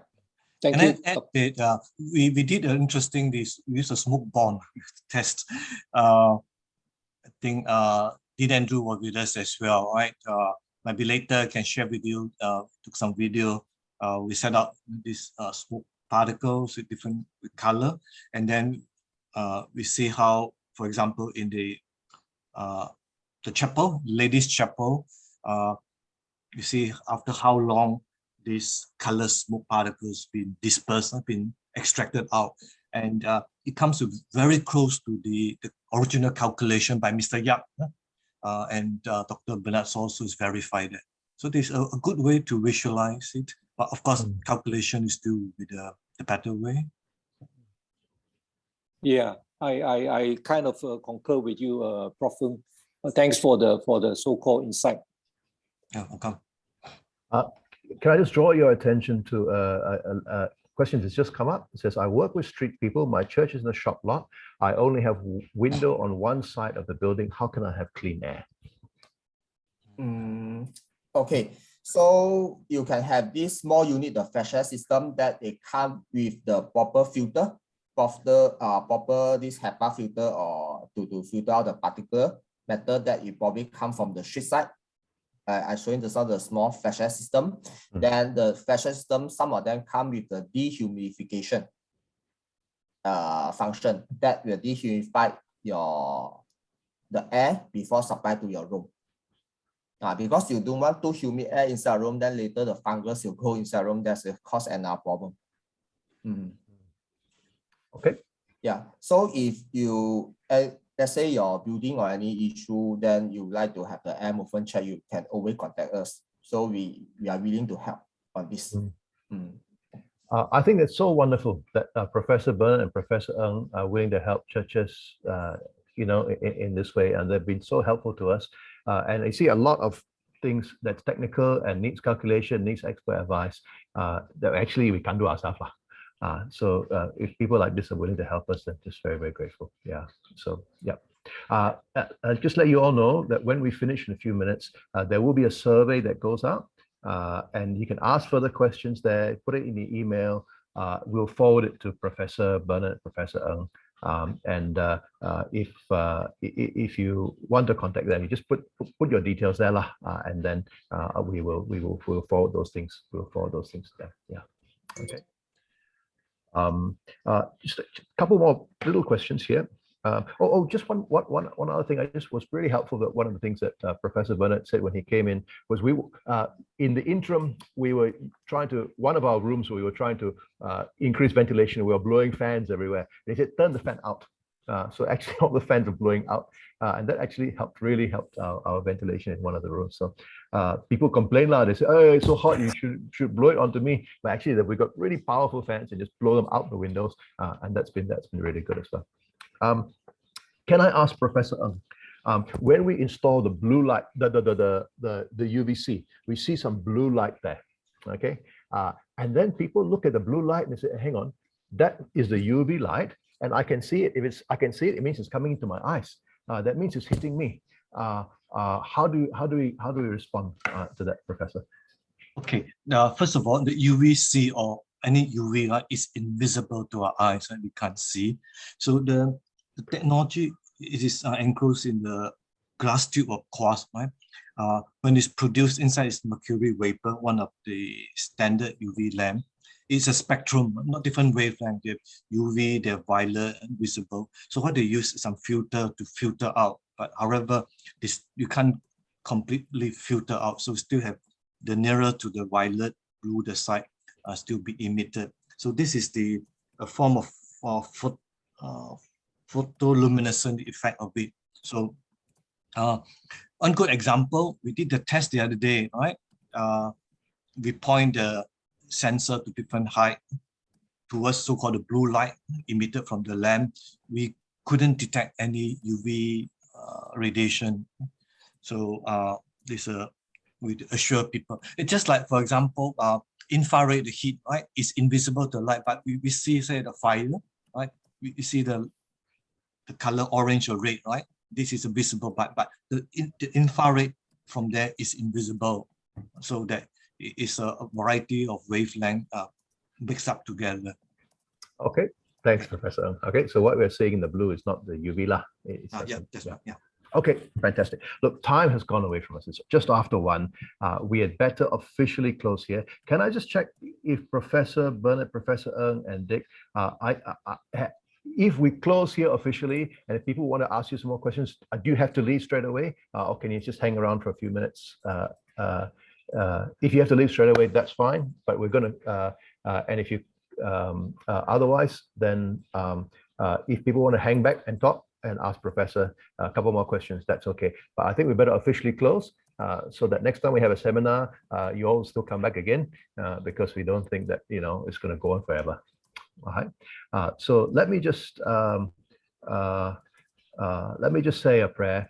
Before we do that, can I just say a big thank you to our presenters who presented today for their time, their expertise, and for the things that they've taught us. And thank you also, big thank you to the team, Jennifer, Yvonne, and Dick, who've organized today. It's been really helpful. Okay, so let me pray and give thanks to God, and then we officially close, and then people can stay back if they wish. Heavenly Father, thank you so much for all you've done for us in Christ. Thank you that He died for us and that He made us your people. Thank you that you've shown us your love in Him. Thank you that we can love you and love others. And we pray that you help each person here as we remember your love and seek to love others, and as we think about how we can protect others and help them to come back to church in physical church. And so we pray for all the churches represented here. We pray that the right solutions be found for each congregation and each space, and that you'll be looking after your people in this way. Most of all, may your gospel continue to go out in all the world. May people keep on coming to know Jesus and growing in Him. We pray all these things, Lord, in Jesus' name. Amen. Amen. Amen. Okay, so officially over. I don't know how long the professors have. Just stay back if you've got a few more questions for them. Yeah. I can stay on. Yeah, be interesting to discuss and find out the needs, issues with different churches and different people. I think Bernard can stay on for a while. Yeah, can. Yeah, no problem. Professor, can I ask a question? I'm Mr. Ho. Please go ahead, Mr. Ho. Yeah, my church building has a very high ceiling. It's almost 29 feet. So by installing this upper room lights, UVC lights, is it helpful? Is effective to kill the viruses and bacteria? because the ceiling is very high, 29 feet, which is more than the usual 12 to 15 feet ceiling in a room. Thank you.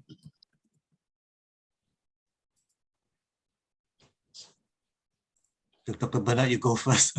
Oh, okay. Yeah, actually, for UVG, upper room UVGI, the worry we have is the ceiling is too low. We never worry the ceiling is too high. The higher the ceiling, then you get the ample space for the light to do the disinfection or to deactivate the virus. So let's say you have a low ceiling, so you only have this amount of the air, and the time for the virus to go and come down, that is very short. So you have a high ceiling, then you can go up and down, then you get a better efficiency. Also, I think depends also on ventilation. It's just not in the whole. You must look at things from a totality. The ventilation, your sitting capacity, how is it like? So the best is a site visit to study, understand, right, your requirements and how it is. Where's your church, by the way? Wesley Teluk Intan Methodist Church. Oh, okay. Oh, the Wesley, Teluk Intan. Yeah, we can make a trip there. Yeah. Thank you. I think recently, the Wesley KL, right? Wesley Church, Kuala Lumpur, John Davison. They did some UVs upper GI room as well. Yeah. My former school there. Yeah, not only church, for the mosque, they also getting the UVGI as well. Yeah, mosque. Yeah. Yeah. Professor Ng and Dr. Saw, could we have your contact? You flash on the screen so that we can contact you if your need arises. Okay. On the slide, I put down my email address. How's the best way to? Actually, we will be sending out a feedback form at the end of this, so you will all receive an email. So you can just fill it up, and then if you put your email there, we will reply you with Dr. Bernard or Prof Ng's contacts lah. Okay, yeah. Thank you. Earlier, the question on shop lot, is the person still around? There's always a problem, right? The corner, that's not too bad. Right? Intermediate shop lot, then you have problem to have the exhaust fan probably at only one side only. Yeah, I think in the meeting chat there, yeah, Prof, in the meeting chat there, the church in Petaling Street. Oh, Petaling Street. Okay. Oh, those are the old pre-war shops. Probably we just, I don't mind. I think both of us might go to have a look. Yeah, okay, no problem. So just arrange a time, then we can pay a visit. Yeah. Those you need very innovative solution. Recently I was there one in so-called Jalan Pudu, Samaritan Hope Home, run by Sir Fatima to do feeding of the urban poor. Okay? Before the maternity hospital, right? They so have a look at it. That also requires some special consideration. These are old shop lots.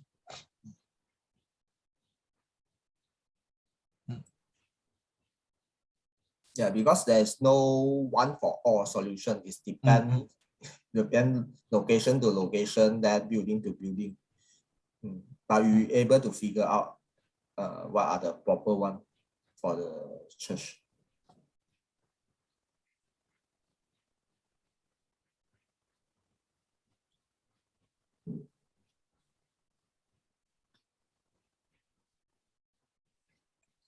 Okay, anything else? Oh, sorry, can I ask another question? Just a short one. Of course. Okay, thank you. Dr. Saw or Professor Ng, we can have a combination of mitigating factors, mitigating methods if the churches can actually install air coolers into the church, and at the other end of an exhaust fan, that would actually improve the airflow or the ventilation.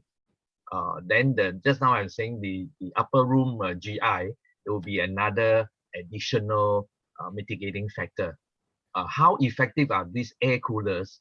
Which people install when you actually blow cool air inside, and actually you do not use the aircon for the time being. Or can you use together with the aircon, but with exhaust taking out? But then the problem of the energy usage has gone up, because you're actually blowing in fresh air in, and you're using the aircon where there's not time to cool the air. Am I making myself clear? Yeah. So first of all, just now you're talking about this fresh air system, right? I just rephrase, is it talking about this fresh air system? Yes, fresh air system. Fresh air system. Air cooler. Yes, of course it will increase your electricity bill. Of course it increase, but it's not that much if you're getting the powerful system. So we hope that the pandemic will getting over soon, then the building don't need to operate like the hospital. That's everyone hope. So at the temporary, then we just increase the fresh air in the building. Either you open the window. If you open window, then that means you're getting a fresh air in the building. Then of course the air coming in is a hot air. Then you need to cool it. Then your air conditioner need to do extra work. That is the bill you need to pay for it. So filtration is one of the technique. Another technique is the Uvg. These two techniques is actually recognized worldwide by CDC as well as the WHO. These two techniques, UVGI and also the filtration dilution, three of them. So some people, let's say, try selling you those ionizer, those something, but those systems are not recognized by them because there are no scientific evidence to prove it. This system is work in the real life situation. I think one example is the St. Mary's Cathedral, the ladies' chapel. They bring in cool, fresh air outside, and then the other end with the extract fan. It's a worth maybe can drop by and see how they do it. So in a way, it's a good example. You have fresh air, you have cool air. You also have the disinfection. As you mentioned rightly, the disinfection is an enhanced safety, right? To bring safety to a higher level. Of course, there's no 100% safety, but that was a pretty good example. You saw the current technological solution. So maybe you can have a look at that and find out more, be good. And actually, when you turn it on, it's very cool, because there's a cooling system when it comes in. So that aircon actually probably won't need. Very comfortable. Because the Bahu itself will supply the cool air at 26 degrees C. It's more than enough. 26 degrees C. Thank you. Just that piece, right? You can also think that the air supply itself is changed. You have an existing aircon, you can just switch it on as and when needed, and you don't have to put on all if you have multiple systems like what we have in St. Mary's. That will also help. The other thing that St. Mary's also did was, for starters, in some of our spaces, we open the doors and put fans to blow out air so that they have better airflow as well. So for starters, some churches can consider that as well while considering a more permanent solution. Peter here from Christchurch, Malaya. Our church, we have a very high ceiling. So during services, there don't appear to be any external ventilation coming in. And there's some statements being made to say that because our church ceiling is pretty high, something like maybe about 40 feet, 30, 40 feet high. So, and normal services about maybe 30 people, 35 people. And there are statements being made that because the church ceiling is so high, is high, we don't need external ventilation. They say that it is sufficient. So what do you think about it? Can you give me some inputs? Okay, so first we need to check whether the air movement is there or not. But there shouldn't be any air movements because all the doors and all that are totally closed during church service. It's only recycled air and the air conditions are on. Okay, air condition. Is it split unit? No, it's split unit. Yeah, I suppose so, but there don't seem to be any air coming out from the coming in from the external side. Then the building has certain level of risk of transmission because you have the store air. You don't have any air movement come in to bring your pollutant come out to the building. That's one of them. Okay, so right, thank you for your inputs. I will enlighten the certain church leaders about their assumptions about it. Yeah, it's interesting. Oh, may I know the name of your church? Christ Church, Malaya. Christ Church. Okay, yeah, it's the, true. The very old church, the church with the red building. Yeah, I've been there before. Interesting. I think that is, if I may use it mildly, it's a fallacy. People think if a church have high ceiling, then you don't have to worry. But we can demonstrate there's air stagnant, it doesn't flow, and that will be a concern. Right? And for example, the aerosol will be just like floating around, hanging around, can't get out. So yeah, definitely we need to mitigate that. Another question is some people are speaking in the church when during the services without face masks. So is it advisable even when you are speaking or singing in a church, they should all be wearing face masks? Yeah, it's better to put on the mask. Because we actually done the research that let's say the particle is about 1 micron. 1 micron particle, it will stay at the air for 8 hours. If let's say imagine you have a patient, that your COVID patient come into a church, then after they exhale the virus, that the virus is floating at the air for 8 hours. If you without any air movement, you cannot bring out or dilute out those vast particles inside the building.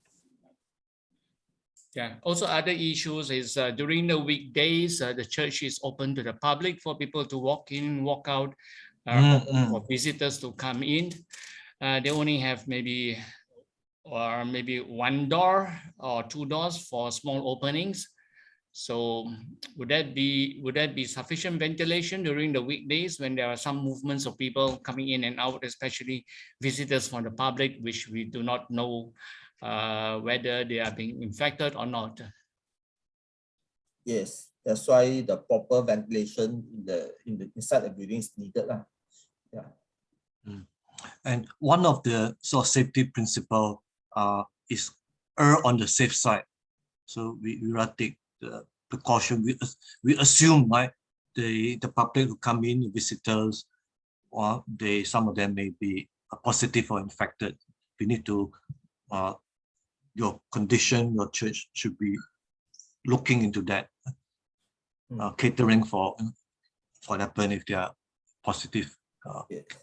The probability, yes, the probability. Let's say you have 1 infected people come into a church, then what will happen to the others? Okay, thank you very much for your inputs. Welcome. Yeah, okay.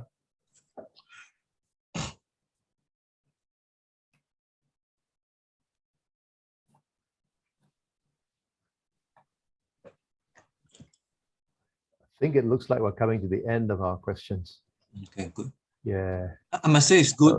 At least we have stimulated awareness, interest of different churches, different states. And this is what we aim for. We want to create awareness so that churches will take action. not to wait till something happens. Mm. Okay. So thank you very much once again. Is there a debrief session for the organizing team or anything like that after this, or nothing planned, huh? Okay, so we'll maybe do it some other time. So just to say thank you again to the professors, and thank you for staying back and taking questions from us, and thank you for everyone who is organized and who has presented. So thank you all for joining, and hope to see you another time, and yeah, stay safe. God bless you all. Thank you very much. See you. Bye bye. Thank Bye. you. See.